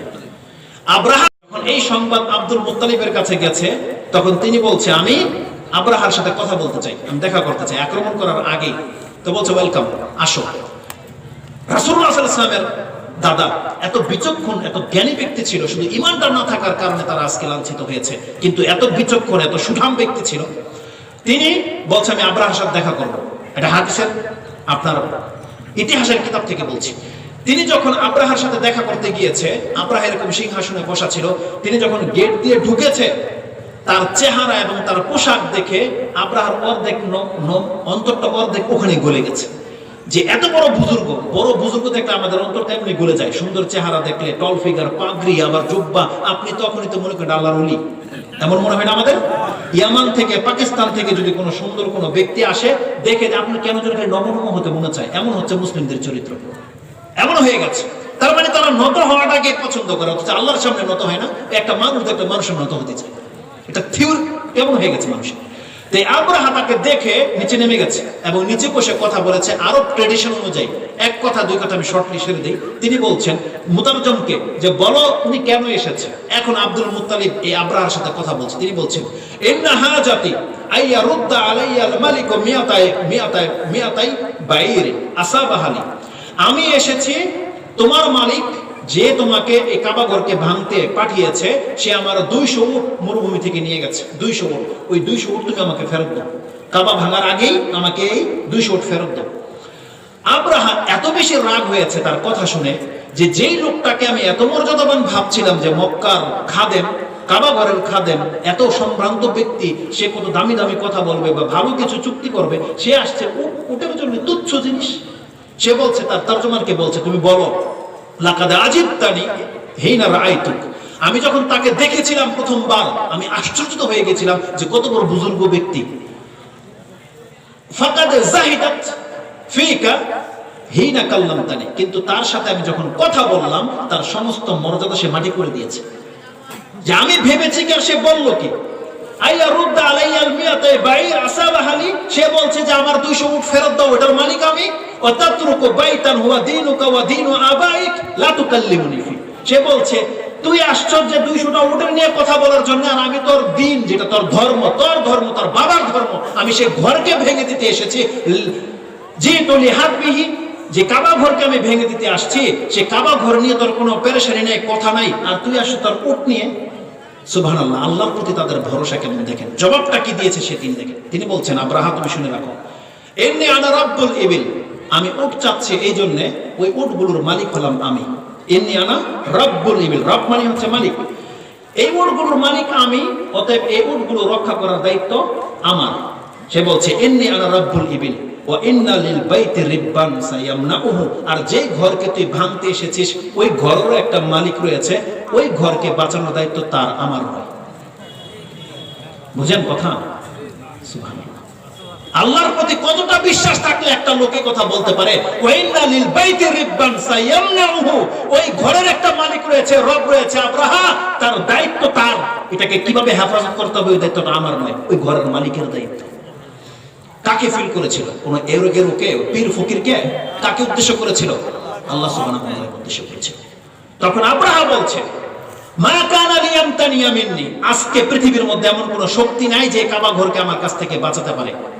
আব্দুল মুত্তালিব কোন পেরেশানি হচ্ছেন, তিনি বলছেন, আনতা ওয়া যাকা, ফয়সালাটা তোর মাঝে আর তার মাঝে হবে, আমি মাঝখানে আসবো না। বলেন, তাদের ভাষা দেখেন, বলছে আনতা ওয়া যাকা, ফয়সালাটা তোর মাঝে আর তার মাঝে হবে, রবের মালিক যিনি, তিনি ঘরের মালিক, তার সাথে হবে, আমি তোকে কিছু বলবো না। যখন তিনি তার 200 উট নিয়ে মক্কায় চলে এসেছে, অন্য বর্ণনা রয়েছে যে 100টা উট তিনি দান করে দিয়েছিলেন, দান করে দিয়ে বলেছিলেন আল্লাহর কাছে একটা দোয়া করেছিলেন, এবং কবিতার ছলে তিনি বলেছিলেন লাহুম্মা, মানে আমরা বলি আল্লাহুম্মা, তাদের আরবি ভাষা যেটা হচ্ছে, গ্রাম্য ভাষা যেটা, লাহুম্মা, হে আল্লাহ, ইন্নাল মারআ ইয়ামনাউ রাহলাহু ফামনাউ রিহালাক, হে আমার প্রতিপালক, হে আল্লাহ, প্রত্যেক ব্যক্তির দায়িত্ব তার সম্পদকে হেফাজত করা। আপনার ঘর বাড়ি হেফাজত করার দায়িত্ব কার? আপনার টাকা পয়সা, আপনার পকেটের টাকা কে হেফাজত করে? আপনি করবেন না, আমি করব? তাহলে বলছে ইন্নাল মারআ ইয়ামনাউ রাহলাহু, প্রত্যেক ব্যক্তির দায়িত্ব আল্লাহ তার নিজের সামান, নিজের মাল নিজের হেফাজতে রাখে। এই যে আপনারা যখন বাসে যান বা কোথাও যান, বলে না যার যার মাল নিজের দায়িত্বে রাখেন, বলেন এটা? তার মানে যার যার দায়িত্ব তার মালকে, তার পরিবারকে, তার সন্তানকে সেভ করে রাখবে। ফামনাউ রিহালাক, আল্লাহ তোমার এই ঘরটা তোমার, তুমি এর মালিক, আল্লাহ এর দায়িত্ব তোমার।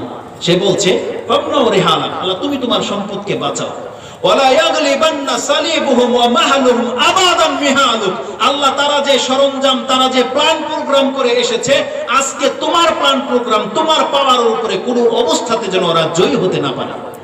আল্লাহ তুমি তাদেরকে জয়ী হতে দিও না, এই কথাটা বলেছিল। আর দোয়াটা করেছিল তিনি, ওয়া আখাযা বাবিল কাবা ওয়া হালকাতা মিন বাবিল কাবা, তিনি কাবা শরীফের দরজার কড়াটা ধরে বলেছিল আল্লাহর কাছে, আল্লাহ তোমার এই সম্পত্তি তুমি হেফাজত করো, তারা যেন আজকে তোমার উপরে জয়ী হয়ে যেতে না পারে।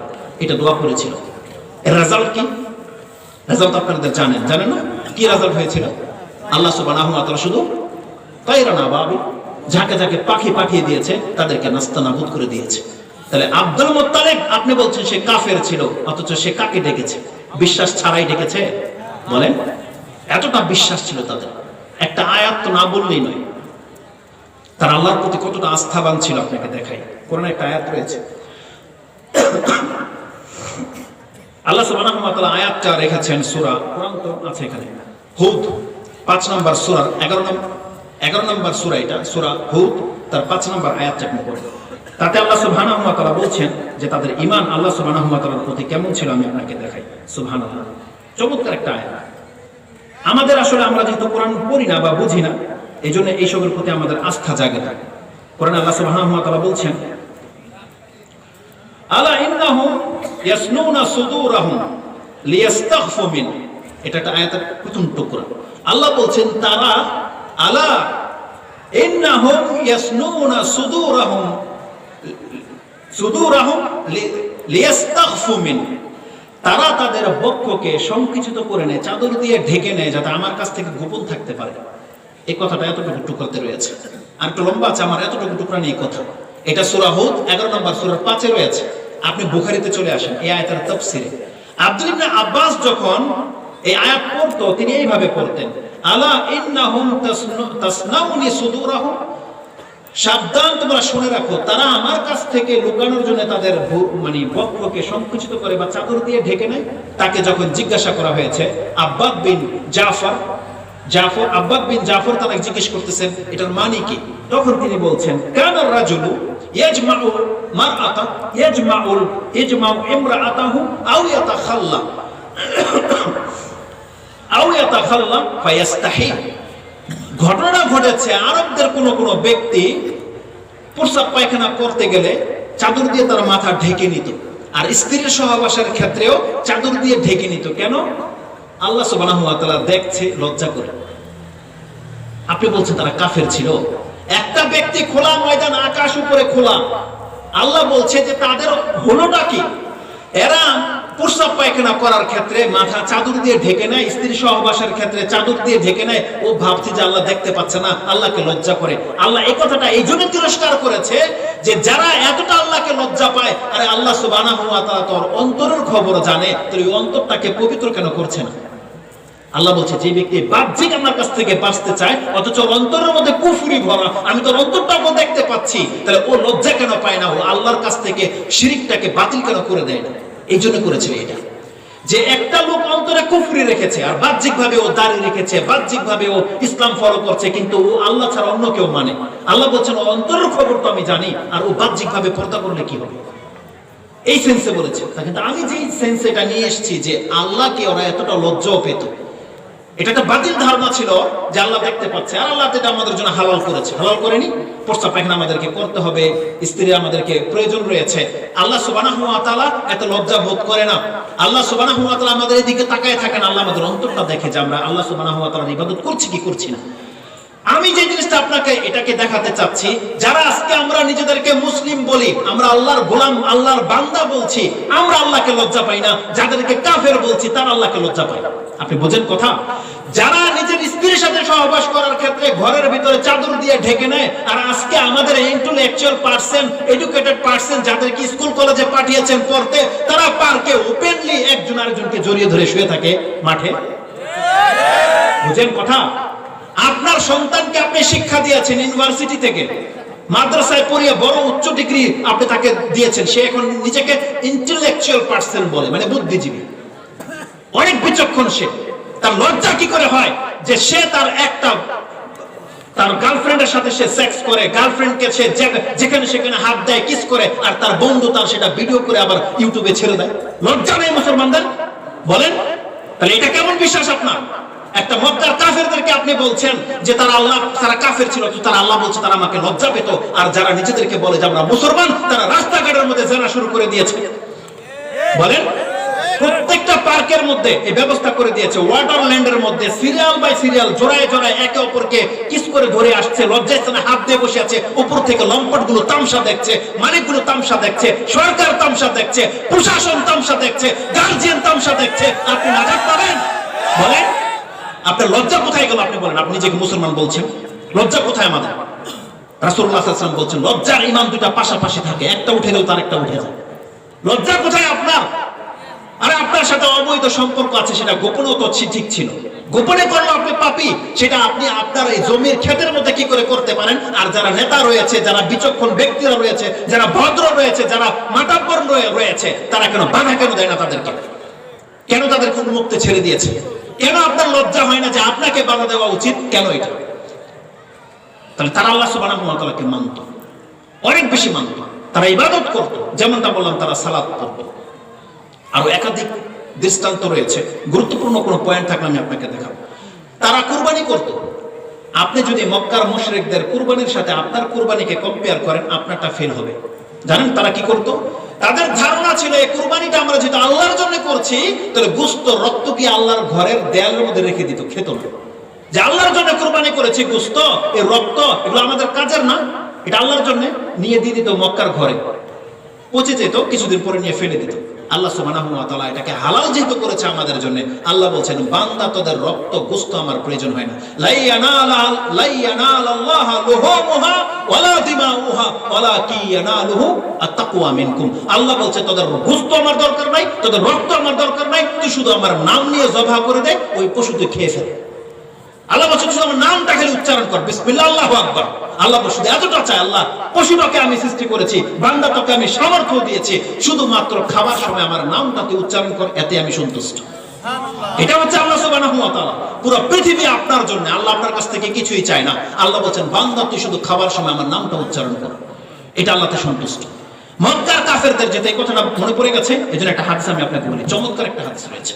আব্দুল্লাহ ইবনে উমর রাদিয়াল্লাহু তাআলা তিনি বলছেন, আন্না রাসূলুল্লাহ সাল্লাল্লাহু আলাইহি ওয়াসাল্লাম লাকিয়া যায়েদ ইবনে উমর ইবনে নুফাইল বি আসফালি বালদাহ কাবলা আইয়ানজিলা আলা নবী সাল্লাল্লাহু আলাইহি ওয়াসাল্লাম ওয়াহি ফাকুদ্দিমা ইলা নবী সাল্লাল্লাহু আলাইহি ওয়াসাল্লাম সুফরাতান ওয়া ফি রিওয়ায়াতিন ফিহি লাহমুন ফাআবা আইয়াকুলা মিনহা ইলা আখির হাদিস। এটা বুখারী এবং মুসলিমে রয়েছে। বুখারীতে আপনি দুইটা অধ্যায় হাদিসটা পাবেন, একটা পাবেন যাবাহ করা, শিকার করার অধ্যায়, এটা রয়েছে আপনার 72 নাম্বার পড়বে, 72 নাম্বার আপনার সিরিয়ালিটিতে পাবেন। আরেকটা অধ্যায় রয়েছে, সেটা হচ্ছে কিতাবুল মানাকিবিল আনসার, 63 নাম্বার অধ্যায়, আনসারদের ফজিলত সম্পর্কে 63 নাম্বার অধ্যায় বললাম। হাদিস হচ্ছে 3826 নাম্বার হাদিসটা আপনি পড়েন, 3826, তিনবার আমি রিপিট করছি, 3826 নাম্বার হাদিসটা আপনি পড়েন। 63 নাম্বার অধ্যায়ে এনেছেন ইমাম বুখারী রাহিমাহুল্লাহ। তিনি বলছেন আব্দুল্লাহ ইবনে উমর বলেছে যে রাসূলুল্লাহ সাল্লাল্লাহু আলাইহি ওয়াসাল্লামের কাছে ওহী নাযিল হওয়ার আগে তিনি একদিন যায়েদ ইবনে উমর ইবনে নুফাইলের সাথে দেখা করতে গিয়েছিলেন বালদার এক নিম্ন অঞ্চলে। বালদা একটা শহরের নাম, এলাকার নাম। তার নিম্ন অঞ্চলে দেখা করতে গিয়েছে। তখন তার কাছে এখনো ওহী নাযিল হয়নি, তার মানে ইসলাম তার কাছে এখনো আসেনি, ওই জাহিলিয়াতের যুগে রাসূল সাল্লাল্লাহু ছিলেন। দেখা করতে গিয়েছে, ফাকুদ্দিমা ইলা নবী সাল্লাল্লাহু আলাইহি ওয়াসাল্লাম সুফরা, একটা খানার প্লেট নিয়ে আসা হলো, ফিহি লাহমা, তাতে গোশত ছিল। যখন গোশত পেশ করেছে, ফাআবা আইয়াকুলা মিনহা, রাসূলুল্লাহ সাল্লাল্লাহু আলাইহি ওয়াসাল্লাম তখনও ইসলাম তিনি জানতেন না, কিন্তু তখনও দেখেন তাদের ঈমান। রাসূল সাল্লাল্লাহু বলছেন ফাআবা আইয়াকুলা মিনহা, রাসূল বলছেন এই গোশত আমি খাবো না, কারণ তখন তারা দেবদেবীর নামে জবাহ করত। রাসূল বলছেন এই গোশত আমি খাই না।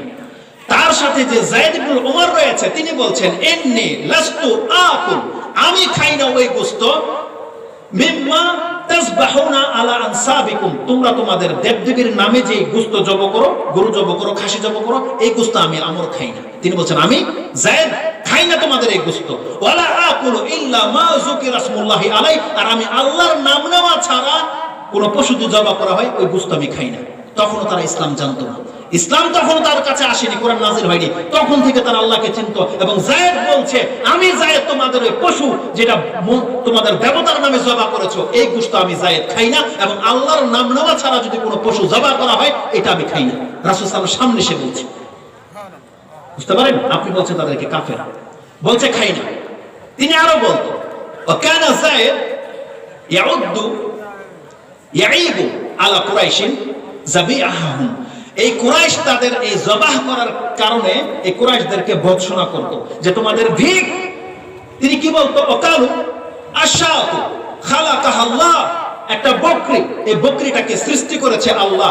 ওয়া আনজালা লাহা মিনাস সামাই মাআন, আর আল্লাহ আকাশ থেকে পানি বর্ষণ করে, যার ফলে এই বকরির জন্য আল্লাহ পানি বর্ষণ করে। ওয়া আনবাতা লাহা মিনাল আরদ, এই জমিন থেকে ঘাস আল্লাহ উৎপাদন করে। বকরিটাও আল্লাহর, এই বকরি যে পানি খায় ওটাও আল্লাহর, ঘাস খায় এটাও আল্লাহর। ওয়া তাসবাহুনা আলা গায়রি ইসমিল্লাহ, আর সেই বকরিটাকে তোমরা আল্লাহ ছাড়া অন্যের নামে জবাহ করো।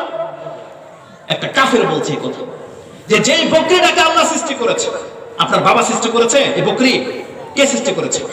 আল্লাহ। এই বকরিটা যে বড় হয়েছে কে বড় করেছে? আল্লাহ বড় করেছে। আল্লাহ বলছেন যে প্রাণীটা বান্দা আমি তোকে দিলাম, তুই বিসমিল্লাহ না বলে তুই তোর কোন পীরের নামে, মাজার নামে, কোন জায়গায় তোমরা জায়গায় কি জব করবি? এটা হয়? সুবহানাল্লাহ। তাদের ঈমান ছিল এটা। যে বলছে আল্লাহর নাম ছাড়া যদি অন্য কোনো নামে জবাহ করা হয় ওই গোশত আমরা খাই না। এভাবে আমি কতগুলো দলিল দেখাবো আপনাকে। এবার মূল পয়েন্টে আসি। এটা ছিল তাদের ঈমান। এবার তাদের ঈমানের সাথে আমাদের ঈমানের একটা কম্পেয়ার হয়ে যাক। আল্লাহ সুবহানাহু ওয়া তাআলা বলছেন যাদেরকে আমরা কাফের বলি তারা বলতো রাজ্জাক হচ্ছেন আল্লাহ। কিন্তু আপনার সমাজের এমন বহু মানুষ আছে যারা কবর মাজারে জিয়ারত করে এসে আজমির, বাগদাদ শরীফ, উমুক শরীফ, তুমুক শরীফ থেকে জিয়ারত করে এসে তার ফসল যদি ভালো হয় তার অন্তর ওই দিকে ঝুঁকে যায়। তার ধারণা ওই জায়গায় ঘুরে আসার কারণে, বাবার কারণে তার ফসল বৃদ্ধি পেয়েছে, তার সন্তান হয়। তারা দেখতে পান যে এমন আমাদের সেন্সে, আপনি কি মনে করেন এই কথাগুলোকে আমি বারবারই বলছি? আমাদের বাংলার জমিনে কি এমন কোনো মানুষ নাই যারা এমনটা মনে করে যে মাজারে যাবার কারণে তার সন্তান হয়েছে? মনে করেন এটা? তাহলে যেই ব্যক্তি এমনটা মনে করে এই ব্যক্তি কাফের হবে নাকি মক্কার মুশরিকরা কাফের ছিল? যেই ব্যক্তি বলছে যে আমাদের রাজ্জাক হচ্ছেন আল্লাহ আর যেই ব্যক্তি বলছে যে রিজিকের মালিক আল্লাহর ওলিরা, তাহলে দুই ব্যক্তি যদি কাফের হতে হয় কে কাফের হবে? যেই ব্যক্তি বলবে যে আল্লাহর ওলিরা রিজিক দিতে পারে তারা কাফের হবে, লজিক বলছে। কিন্তু যেই ব্যক্তি বলবে আল্লাহ দিতে, তো বিশ্বাসী অতি করে কাফের হয়। এটা তো তাওহীদ, এটা তো মুমিন, পাক্কা মুমিন যে বলছে আমার রাজ্জাক হচ্ছেন আল্লাহ। আল্লাহ সুবহানাহু ওয়া তাআলা বলছেন বান্দা তুই ভুলে গেছিস শুধু তোর রিজিক নয়, এই পৃথিবীতে তুই বল এমন কোন প্রাণী আছে যে রিজিকের দায়িত্ব আল্লাহর হাতে নেই? কোরআনে আল্লাহ সুবহানাহু ওয়া তাআলা দুইটা আয়াতে এই কথা বলেছে। সূরা আনআম আপনি পড়ুন এবং আল্লাহ সুবহানাহু ওয়া তাআলা সূরা আনকাবুতে বলেছে। আল্লাহ সুবহানাহু ওয়া তাআলা বলছেন ওমা মিন দাব্বাতিন ফিল আরদি ইল্লা আলাল্লাহি রিজকুহা। আল্লাহ বলছেন বান্দা তুই বল তো এই পৃথিবীতে এমন একটা প্রাণীর নাম বল যেই প্রাণীর রিজিকের মালিক আল্লাহ নয়। তুই বল কে এই রিজিকের মালিক? ওমা মিন দাব্বাতিন ফিল আরদি ইল্লা আলাল্লাহি রিজকুহা। আল্লাহ বলছেন ওই ব্যক্তির রিজিকের মালিক আমি, আমার হাতে তার রিজিক। আল্লাহ বলছেন ওয়াফিস সামাই রিজকুকুম ওয়াফিস সামাই রিজকুকুম ওমা তুআদুন। আল্লাহ বলছেন বান্দা প্রত্যেকে কান খাড়া করে শুনে রাখ, এই জমিনের কোন ব্যক্তির কাছ থেকে তাদের রিজিক আসে না, রিজিক আসে উপর থেকে, আসমান থেকে। সূরা আয-যারিয়াত 11 নম্বর সূরা 22-23 নম্বর আপনি পড়েন, তাতে পেয়ে যাবেন। আল্লাহ বলছেন ওয়াফিস সামাই রিজকুকুম, বান্দা তোমাদের রিজিক আকাশে রয়েছে, ওই আকাশ থেকে আমি আল্লাহ তোমাদেরকে নাজিল করি। নাকি আল্লাহর ওলিরা আকাশে থাকে? না। আকাশে কে থাকে? আল্লাহ। আল্লাহ থাকে। সাত আকাশের উপরে আল্লাহ রয়েছে, সেখান থেকে আমাদের রিজিক আসে। আমাদের রিজিক আমাদের জমিনও দেয় না, আমাদের কোনো বাপ দাদার, আমাদের কোনো পীর ফকিরও দেয় না, আমাদের রিজিক দেয় আল্লাহ। আল্লাহ সুবহানাহু ওয়া তাআলা বলছেন ওয়া কাআইয়্যিম মিন দাব্বাতিন ফিল আরদি লা তাহমিলু রিজকাহা আল্লাহু ইয়ারযুকুহা ওয়া ইয়্যাকুম। এটা আল্লাহ সুবহানাহু ওয়া তাআলা সূরা আনকাবুত 29 নম্বর সূরা 60 নম্বরে বলেছে ওয়া কাআইয়্যিম মিন দাব্বাতিন ফিল আরদি লা তাহমিলু রিজকাহা। আল্লাহ বলছেন এমন বহু শত প্রাণী আছে যারা তাদের রিজিক তাদের কাঁধে বয়ে বেড়ায় না, তারা মানুষের মতো মাস্টার কার্ড পকেটে নিয়ে ঘুরে না, তারা মানুষের মতো টাকা নিয়ে ঘুরে না, ব্যাংক ব্যালেন্স করে না। এমন বহু প্রাণী আছে যারা জানে না যে কালকে সে কি খাবে, তারা একমাত্র আল্লাহর ভরসায় চলে, একমাত্র নিমখরা মানুষ ছাড়া। আল্লাহ বলছেন মানুষ কেবল বুঝে না। আরে সমুদ্রের যত বড় বড় প্রাণীগুলো আছে, হাজার হাজার বিশাল বিশাল মাছ, শুনেছি তিমি নাকি 5 টন খাদ্য খায় বা কত কিছু খায়। আরে পৃথিবীর কোন বাদশাকে যদি এই দায়িত্ব দেওয়া হতো যে সমুদ্রের প্রাণীগুলোকে তোর খাদ্য দিতে হবে, ওর রাস্ত ফকির হয়ে যেত। দিতে পারবে সমুদ্রের মাছের খাদ্য? হাতির খাদ্য দিতে পারবে? আল্লাহ সুবহানাহু ওয়া তাআলা বলছেন বান্দা এগুলোর দায়িত্ব আমি তোদেরকে দেইনি, এই দায়িত্ব আমার। ওই তিমিকে যেহেতু আমি খাওয়াই বান্দা, আর তোর 3.5 ফিট এই 1 কেজি চাউল, এটার দায়িত্ব আমার, এটা কোনো বাবা তোকে দেয় না। এটা আল্লাহ বলেছে। আপনাকে বিশ্বাস করতে হবে আপনার রবের প্রতি, তাদের চাইতে খালেস করতে হবে আপনার ঈমানকে। তারা বলেছিল জীবন এবং মৃত্যুর মালিককে, তারা বলেছিল আল্লাহ। কিন্তু আপনি, আপনার অধিকাংশ মানুষের বাংলার জমিনের আকীদা হচ্ছে আল্লাহর ওলিরা নাকি জিন্দা করতে পারে। আমি যদি বাড়াবাড়ি করে থাকি আপনি বলেন তো দেখে, আইসক্রিম বিক্রি করে, সুনপাপড়ি বিক্রি করে সেই মাইকে এই গান আপনি শুনেছেন কিনা? বলছে মুর্দাকে জিন্দা করে কে? ও বলছে আমার খাজাজি করে। শুনেছেন এই গান? হ্যাঁ আছে। তাহলে মক্কার মুশরিকদেরকে বলা হয়েছিল মুর্দাকে জিন্দা কে করে? ওরা তো বলেছিল আল্লাহ করে, আর আপনি বলছেন আপনার খাজা করে। ইমানের পাল্লায় কে বেশি ভারী? কার ইমান বেশি ভারী আপনি বলেন? তাহলে কাফের যদি হতে হয় ও কাফের হবে, না যেই ব্যক্তি বলে খাজা জিন্দা করে সে কাফের হবে? কে হবে? আপনার ঈমানকে ঠিক করে। এমন বহু গাঁজাখড়ি কথাবার্তা শোনা যায়। আব্দুল কাদের জিলানী রাহিমাহুল্লাহ নাকি 12 বছর পরে তার মুর্দাকে, তার মুরিদকে জিন্দা করেছে। এটা বানানো কথা না, আপনার কানে শুনেছেন? বলেন আপনার তো সমাজে কি এগুলো নাই?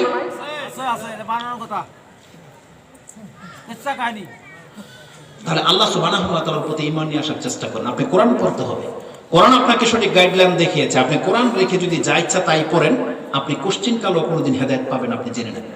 কারণ আল্লাহ সুবহানাহু ওয়া তাআলা কি বলেছেন, যালিকাল কিতাবু লা রাইবা ফীহি হুদাল লিল মুত্তাকিন। আল্লাহ বলছেন যারা বাঁচতে চায় তাদের জন্য এই কোরআনে রয়েছে হেদায়েত। কোরআন পড়বেন না, গাঞ্জাখুরি কিচ্ছা কাহিনী শুনবেন, আপনাকে আল্লাহর কাছ থেকে দূরে সরিয়ে নিয়ে যাবে। আল্লাহ সুবহানাহু ওয়া তাআলা বলছেন মুর্দাকে যে জিন্দা করতে পারে সেটা আল্লাহ করে, আল্লাহর ওলি নয়।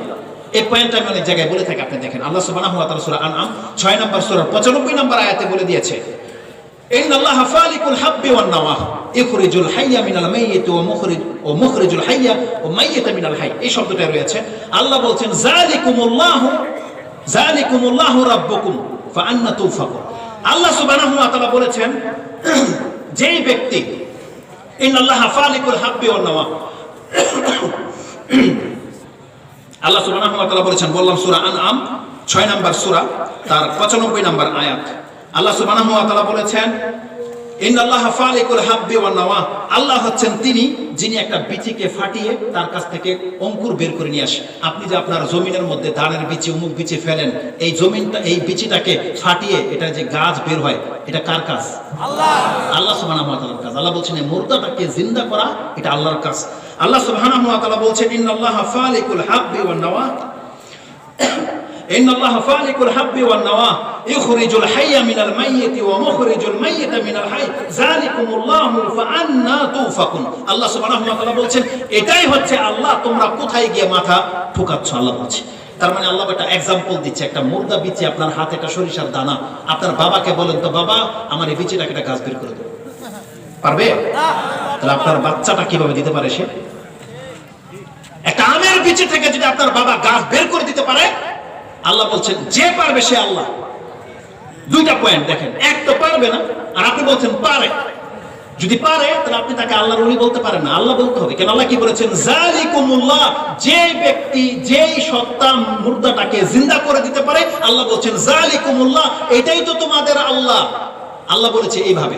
এখন আপনি বলছেন আমার ওই বাবা অমুক ব্যক্তি মুর্দাকে জিন্দা করেছে, তা আল্লাহ কি বলেছে, যে জিন্দা করতে পারে সে কি? সে আল্লাহ। তাহলে আপনি তাকে আল্লাহ বলেন, আপনি ধোঁকা কেন খেয়ে যাচ্ছেন?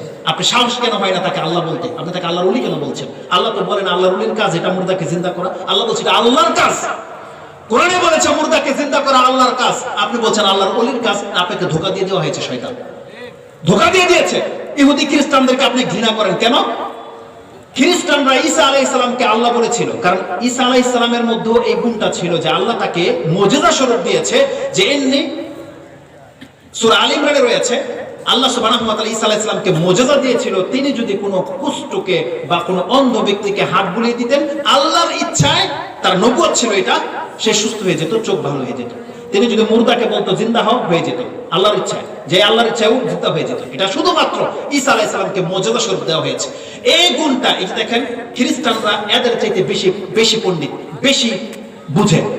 যেহেতু আল্লাহ বলেছে মুর্দাকে যে জিন্দা করে দিতে পারে সেই আল্লাহ, খ্রিস্টানরা ঈসা আলাইহিস সালামকে আল্লাহর ওলি নয় আল্লাহ মেনে নিয়েছে।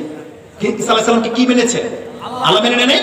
তাহলে খ্রিস্টানরা যেহেতু ঈসা আলাইহিস সালামকে আল্লাহ বলছে, আর আপনি বলছেন ওরা গোমরাহ, এরা খ্রিস্টান নাসারা, আপনি বলছেন, আর আপনি ওই কাজটা আপনার বাবাকে দিয়ে দিয়েছেন যে আমার বাবা মুর্দাকে জিন্দা করতে পারে, কিন্তু আল্লাহ বলতে সাহস পাচ্ছেন না কেন? কারণ আল্লাহ বললে মুসলমানরা আপনাকে কাফের বলবে, তাই এই জন্য আপনি তাকে বলছেন আল্লাহর ওলি।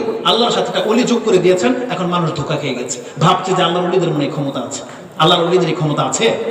আল্লাহ সুবহানাহু ওয়া তাআলা কোরআনের কতগুলো আয়াতে বলেছে। আল্লাহ সুবহানাহু ওয়া তাআলা, আপনি পড়েন সূরা যেটা বললাম ফুরকান বলেছিলাম, ফুরকান 25 নম্বর সূরা 3 নম্বর আয়াতে আল্লাহ সুবহানাহু ওয়া তাআলা বলেন ওয়াত্তাখাযু মিন দুনিল্লাহি আউলিয়া মা ইয়াখলুকুনা শাইআন ওয়া হুম ইখলাকুন। আল্লাহ বলছেন তারা আল্লাহকে বাদ দিয়ে যাদেরকে অভিভাবক হিসেবে, ওলি হিসেবে গ্রহণ করে নিয়েছে, আর ওরা তো কোনো কাউকে জিন্দা করতে পারে না, ওরা নিজেরাই তো সৃষ্ট, আমি আল্লাহ তো ওদেরকে সৃষ্টি করেছি।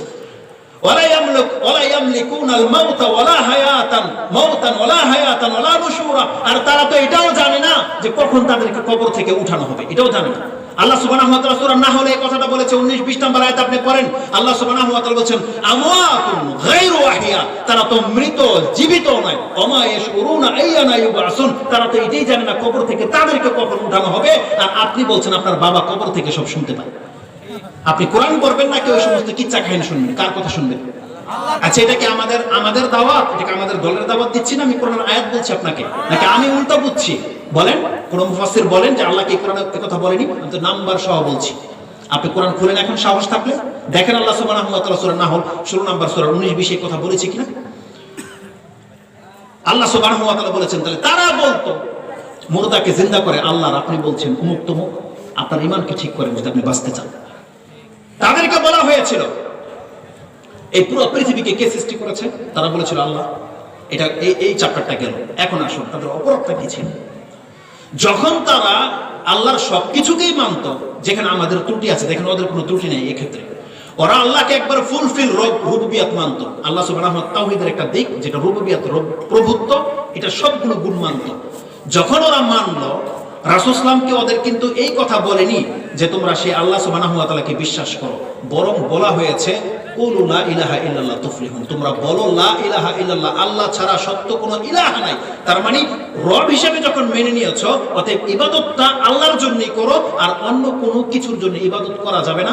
তোমরা শুধু এত টাকা বলো যে আমরা এতদিন যার ইবাদত করতাম সব বাতিল, একমাত্র আল্লাহই হচ্ছে ইবাদতের হকদার। যে আল্লাহ আমাদের সবকিছুর মালিক, সে আল্লাহ আমাদের একমাত্র ইবাদতের হকদার, তোমরা শুধু এই কাজটা করো। তাদেরকে বলা হয়েছিল ওয়া ইলাহুকুম ইলাহু ওয়াহিদ লা ইলাহা ইল্লা হুয়া আর রহমানুর রহিম। আল্লাহ সুবহানাহু ওয়া তাআলা সূরা বাকারা 2 নম্বর সূরা 163 নম্বর আয়াতে এই কথাটা বলেছেন। আল্লাহ সুবহানাহু ওয়া তাআলা বলেছেন ওয়া ইলাহুকুম ইলাহু ওয়াহিদ লা ইলাহা ইল্লা হুয়া আর রহমানুর রহিম। দেখো পুরো পৃথিবীর ইলাহ কিন্তু একজন, তিনি হচ্ছেন আল্লাহ সুবহানাহু ওয়া তাআলা। তিনি ছাড়া সত্য কোনো ইলাহ নাই, তিনি হচ্ছেন লা ইলাহা ইল্লা হুয়াল আজিজ, লা ইলাহা ইল্লা হুয়া আর রহমানুর রহিম, তিনি হচ্ছেন দয়াময় এবং অসীম করুণাময় আল্লাহ সুবহানাহু ওয়া তাআলা। তার প্রতি ঈমান নিয়ে আসো। যখন মুহাম্মদ রাসূলুল্লাহ সাল্লাল্লাহু আলাইহি ওয়াসাল্লাম তাদেরকে এই মেসেজটা দিয়েছিলেন যে আল্লাহকে তোমরা এইভাবে মানো, সেই আল্লাহ সুবহানাহু ওয়া তাআলার এককভাবে ইবাদত করো, তখন তারা আশ্চর্য হয়ে বলেছিল, বলে কি মুহাম্মদ? আল্লাহ সুবহানাহু ওয়া তাআলা তাদের জবাবটা ওটাও কোরআনে উল্লেখ করে দিয়েছে, যেটা আপনি সূরা সদ 38 নম্বর সূরার 5-এ পাবেন। তারা বলেছিল আজালাল আলিহাতা ইলাহান ওয়াহিদা ইন্না হাযা লা শাইউন উজাব। মুহাম্মদ সাল্লাল্লাহু আলাইহি ওয়াসাল্লামকে বলছে, মুহাম্মদ তুমি এক আশ্চর্য কথা বলছো, সমস্ত ইলাহকে বাতিল করে দিয়ে আমরা এক আল্লাহর জন্য ইবাদত করব, এটা তো একটা আশ্চর্য কথা। আমাদের বাপ-দাদারা সব ভুল করেছে তাহলে? এইভাবে বলেছিল আজালাল আলিহাতা ইলাহান ওয়াহিদ, সমস্ত ইলাহকে বাতিল করে দিয়ে সেই এক আল্লাহর সামনে সাজদা করতে বলছো তুমি, এক আল্লাহর কাছে চাইতে বলছো, এক আল্লাহর উপরে ভরসা করতে বলছো, এক আল্লাহকে ভয় করতে বলছো। এটা শুধু তাদের অপরাধ ছিল। তারা আল্লাহকে রিজিক হিসাবে মানতো, মালিক হিসাবে মানতো, সব মানতো, কিন্তু সাজদাটা একমাত্র আল্লাহর জন্য করতে হবে, এটা ওরা মেনে নেয়নি। এটা শুধু ওরা মেনে নেয়নি। ওরা বলেনি যে এই সমস্ত দেবদেবী আমাদের সন্তান দিতে পারে। ওরা কেন মেনে নেয়নি? ওদের কথাটা কোরআনে উল্লেখ করে দিয়েছে। দুইটা উদ্দেশ্য। ওরা আমাদের মতো দুনিয়াদারি ছিল না যে সন্তান পাওয়ার জন্য পুতুল পূজা করতো, ওরা আমাদের মতো এমন ছিল না। ওরা একটা মহৎ উদ্দেশ্য নিয়ে পুতুলের কাছে গিয়ে সাজদা করতো, মহৎ উদ্দেশ্য। ওই উদ্দেশ্যটা আমাদের অনেকের মাঝে আছে। আমরা এই জন্য আল্লাহর ওলি ধরি, পীর ধরি বা কিছু ধরি নাজাতের জন্য। কেন? যে এরা আমাদেরকে কি করবে। আচ্ছা, পীর মানুষ কেন ধরে? বলে না নাজাতের জন্য, যে শাফাত করবে, বলে কিনা যে সুপারিশ করবে, আর কি করবে, যে এদের মাধ্যমে আমরা আল্লাহ পর্যন্ত পৌঁছবো, এটা বলে না, যে সোহবতে থাকলে আল্লাহ পর্যন্ত পৌঁছা যাবে, বিনা সোহবত থেকে আল্লাহ পর্যন্ত পৌঁছতে পারবে না। এই দুইটা থিওরি মক্কার মুশরিকদের ছিল, এটা ইসলাম নয়। দুইটা থিওরি বাতিল, দুটা থিওরি মুশরিকদের ছিল। তারা এই কথাই বলেছিল মুহাম্মদ সাল্লাল্লাহু আলাইহি ওয়াসাল্লামকে, মা না'বুদুহুম ইল্লা লিয়ুকাররিবুনা ইলাল্লাহি যুলফা। মুহাম্মদ, আমরা এই সমস্ত দেবদেবীদের পূজা করি না, ইবাদত করি না, আমরা তো এদের কাছে ধন্যা ধরি শুধু এই জন্য, ইল্লা লিয়ুকাররিবুনা ইলাল্লাহি যুলফা, যে এরা আমাদেরকে আল্লাহ পর্যন্ত পৌঁছে দেবে। এটা আল্লাহ সুবহানাহু ওয়া তাআলা সূরা জুমার 39 নম্বর সূরার 3 নম্বর আয়াতে বলেছে। আল্লাহ সুবহানাহু ওয়া তাআলা বলেছেন, আলা লিল্লাহিদ দীনুল খালিস ওয়াল্লাযীনা ইত্তাখাযু মিন দুনিহি আউলিয়া মা না'বুদুহুম ইল্লা লিয়ুকাররিবুনা ইলাল্লাহি যুলফা। আল্লাহ সুবহানাহু ওয়া তাআলার পক্ষ থেকে যখন তাদেরকে বলা হয়েছিল আলা লিল্লাহিদ দীনুল খালিস, দেখো আল্লাহর জন্য তোমার অন্তরটাকে খালেস করে দাও, তোমার ধর্মটাকে আল্লাহর জন্য খালেস করে দাও। কিন্তু তারা কি বলেছিল, হে মুহাম্মদ, আমরা এই সমস্ত দেবদেবীর পূজা করি না, আমরা জাস্ট এদেরকে সম্মান করি। কেন? ইল্লা লিয়ুকাররিবুনা ইলাল্লাহি যুলফা, এরা আমাদেরকে আল্লাহ সুবহানাহু ওয়া তাআলা পর্যন্ত পৌঁছে দেবে। এটা ছিল তাদের দাবি। আল্লাহ সুবহানাহু ওয়া তাআলা বলছেন, বান্দা, যে লোকগুলোকে আল্লাহর ওলি বানিয়ে এদের সোর্স দিয়ে, এদের মধ্যস্থতা দিয়ে, ওয়াসাতা দিয়ে তোমরা আল্লাহ পর্যন্ত পৌঁছতে চাচ্ছ, এরা নিজেরাই তো আল্লাহ পর্যন্ত পৌঁছার জন্য কত ইবাদত করছে তুমি দেখো। রাত ভরে নামাজে দাঁড়িয়ে থাকে, হালাল খায়, সেজদায় পড়ে থাকে। কি জন্য? পীরেরা নামাজ কেন পড়ে? যে বাবার মাধ্যমে আপনি আল্লাহ পর্যন্ত পৌঁছতে চাচ্ছেন, তাহলে সে দাড়ি কেন রেখেছে? সে হালাল কেন খায়? সে সালাত কেন পড়ে? তাহাজ্জুদ কেন পড়ে? ভালো কথা কেন বলে? বলেন। আল্লাহ সুবহানাহু ওয়া তাআলা বলছেন, যার মাধ্যমে তুমি আমার পর্যন্ত পৌঁছতে চাচ্ছ, আরে বান্দা ও তো নিজেই তো ইবাদতে মশগুল আমার পর্যন্ত আসার জন্য। মুহাম্মদুর রাসূলুল্লাহ সাল্লাল্লাহু আলাইহি ওয়াসাল্লাম আল্লাহর নিকটে পৌঁছার জন্য রাত ভরে কিয়াম করে দাঁড়িয়ে থাকতো। রাসূল সাল্লাল্লাহু আয়েশা রাদিয়াল্লাহু তাআলা তিনি বলছেন, হাত্তা তাতাফাত্তারা কাদামাহু, রাসূল সাল্লাল্লাহু রাতে এত দীর্ঘক্ষণ লম্বায় দাঁড়িয়ে থাকতো সালাতে যে তার পা ফুলে বালিশের মতো হয়ে যেত। বলতো, ইয়া রাসূলুল্লাহ গাফারাল্লাহু লাকা মা তাকাদ্দামা মিন যামবিকা ওয়া মা তাআখার, আল্লাহ তো আপনার আগের পরের সমস্ত গুনাহ maaf করে দিয়েছে, তাহলে আপনি এমনটা কেন করেন? জবাবটা কি ছিল রাসূলুল্লাহ সাল্লাল্লাহু আলাইহি ওয়াসাল্লামের? তিনি বলেছিলেন, যে আল্লাহ দয়া করে আমার অতীতের সমস্ত গুনাহ maaf করে দিয়েছে, আফালা উহিব্বু আন আকুনা আবদান শাকুরা, যে আল্লাহ আমার উপরে এত বড় ইহসান করেছে, আমি কি তার শুকরিয়া আদায় করব না? যদি মুহাম্মদুর রাসূলুল্লাহ সাল্লাল্লাহু আলাইহি ওয়াসাল্লাম আল্লাহর শুকরিয়া আদায় করার জন্য রাতভর কিয়ামে দাঁড়িয়ে থাকতে পারে, আপনি মুহাম্মদকে সিজদা করে দিয়ে আল্লাহ পর্যন্ত পৌঁছতে পারবেন? আল্লাহ সুবহানাহু ওয়া তাআলা বলেছেন, মুহাম্মদ সাল্লাল্লাহু আলাইহি ওয়াসাল্লাম যা করে তুমি তা করো। মুহাম্মদ সাল্লাল্লাহু আলাইহি ওয়াসাল্লাম সুন্নাত পড়ে, নফল পড়ে, ফরজ পড়ে, হালাল খায়, আল্লাহর দিকে ঝুঁকে গেছে। ফাফিরু ইলাল্লাহ, তোমরা আল্লাহর দিকে চলে আসো। এটা আমাদের কি ইসলামকে, আপনারা কি আসলে, আমি কি বাড়াবাড়ি করছেন? আপনার কথা বুঝতে পারছেন? আমি একটা কথা কিন্তু এখন কোনো কিচ্ছা দিয়ে বলি না, আমি যা বলছি কোরআনের নাম্বারিং সহ বলছি। এখন একটা আয়াত বলবো আপনার কাছে। কোরআনে আল্লাহ সুবহানাহু ওয়া তাআলা সূরা বনী ইসরাঈল, যদি আয়াতটা আমার মুখস্থ ছিল, কিন্তু আমি আপনাকে দেখিয়ে দিয়ে বলবো যাতে আপনি আপনার অন্তরে গিয়ে পৌঁছে। কোরআন আল্লাহ সুবহানাহু ওয়া তাআলা সূরা বনী ইসরাঈল, যেটা আপনি বনী ইসরাঈল জানেন, এটা হচ্ছে কোরআনের 17 নম্বর সূরা, সূরা ইসরা আমরা জানি। এই আয়াতের এই সূরার 55 এবং 56 নম্বর আয়াতটা আপনি দেখেন, আল্লাহ সুবহানাহু ওয়া তাআলা কি বলছেন। আল্লাহ সুবহানাহু ওয়া তাআলা বলছেন, আল্লাহকে ছেড়ে দিয়ে তারা যাদের ইবাদত করে তাদের হাল হাকিকত কি? কোরআন আল্লাহ সুবহানাহু ওয়া তাআলা বলছেন, উলিদুল্লাযিনা যাআমতুম মিন দুনিহি ফালা ইয়ামলিকুনা কাশফাদ দুররি আনকুম ওয়ালা তাহওয়িলা। হে নবী, আপনি তাদেরকে বলে দেন, উলিল্লাযিনা যাআমতুম মিন দুনিহি, তোমরা যাদেরকে আল্লাহর পরিবর্তে ইলাহ হিসেবে গ্রহণ করে নিয়েছো, আল্লাহর ওলি হিসেবে গ্রহণ করে নিয়েছো, যাদের কাছে তোমরা ডাকো, যাদের কাছে শরণাপন্ন হও, তাদের অবস্থাটা কি? ফালা ইয়ামলিকুনা কাশফাদ দুররি আনকুম ওয়ালা তাহওয়িলা। তোমার যদি কোনো বিপদ আসে, এই পীর, এই ব্যক্তি তোমার সেই বিপদ তো দূর করার ক্ষমতাও রাখে না, এটাকে পরিবর্তন করার ক্ষমতা রাখে না। যেটা হালকা করে দেই, এই পরিবর্তন করার ক্ষমতা রাখে না। যদি ক্ষমতা রাখতো, আল্লাহ বলছেন, কোন ব্যক্তি যদি ক্ষমতা থাকে, তাহলে সে প্রথম নিজেকে সেভ করবে, নিজেকে বাঁচাবে। বাঁচাবে না? আপনার হাতে পাওয়ার রয়েছে, আপনি বুলেট থেকে বাঁচতে চান, আপনি নিজে বাঁচবেন না? আপনার গায়ে যদি বুলেট লেগে যায়, আপনি আমাকে কি বাঁচাবেন?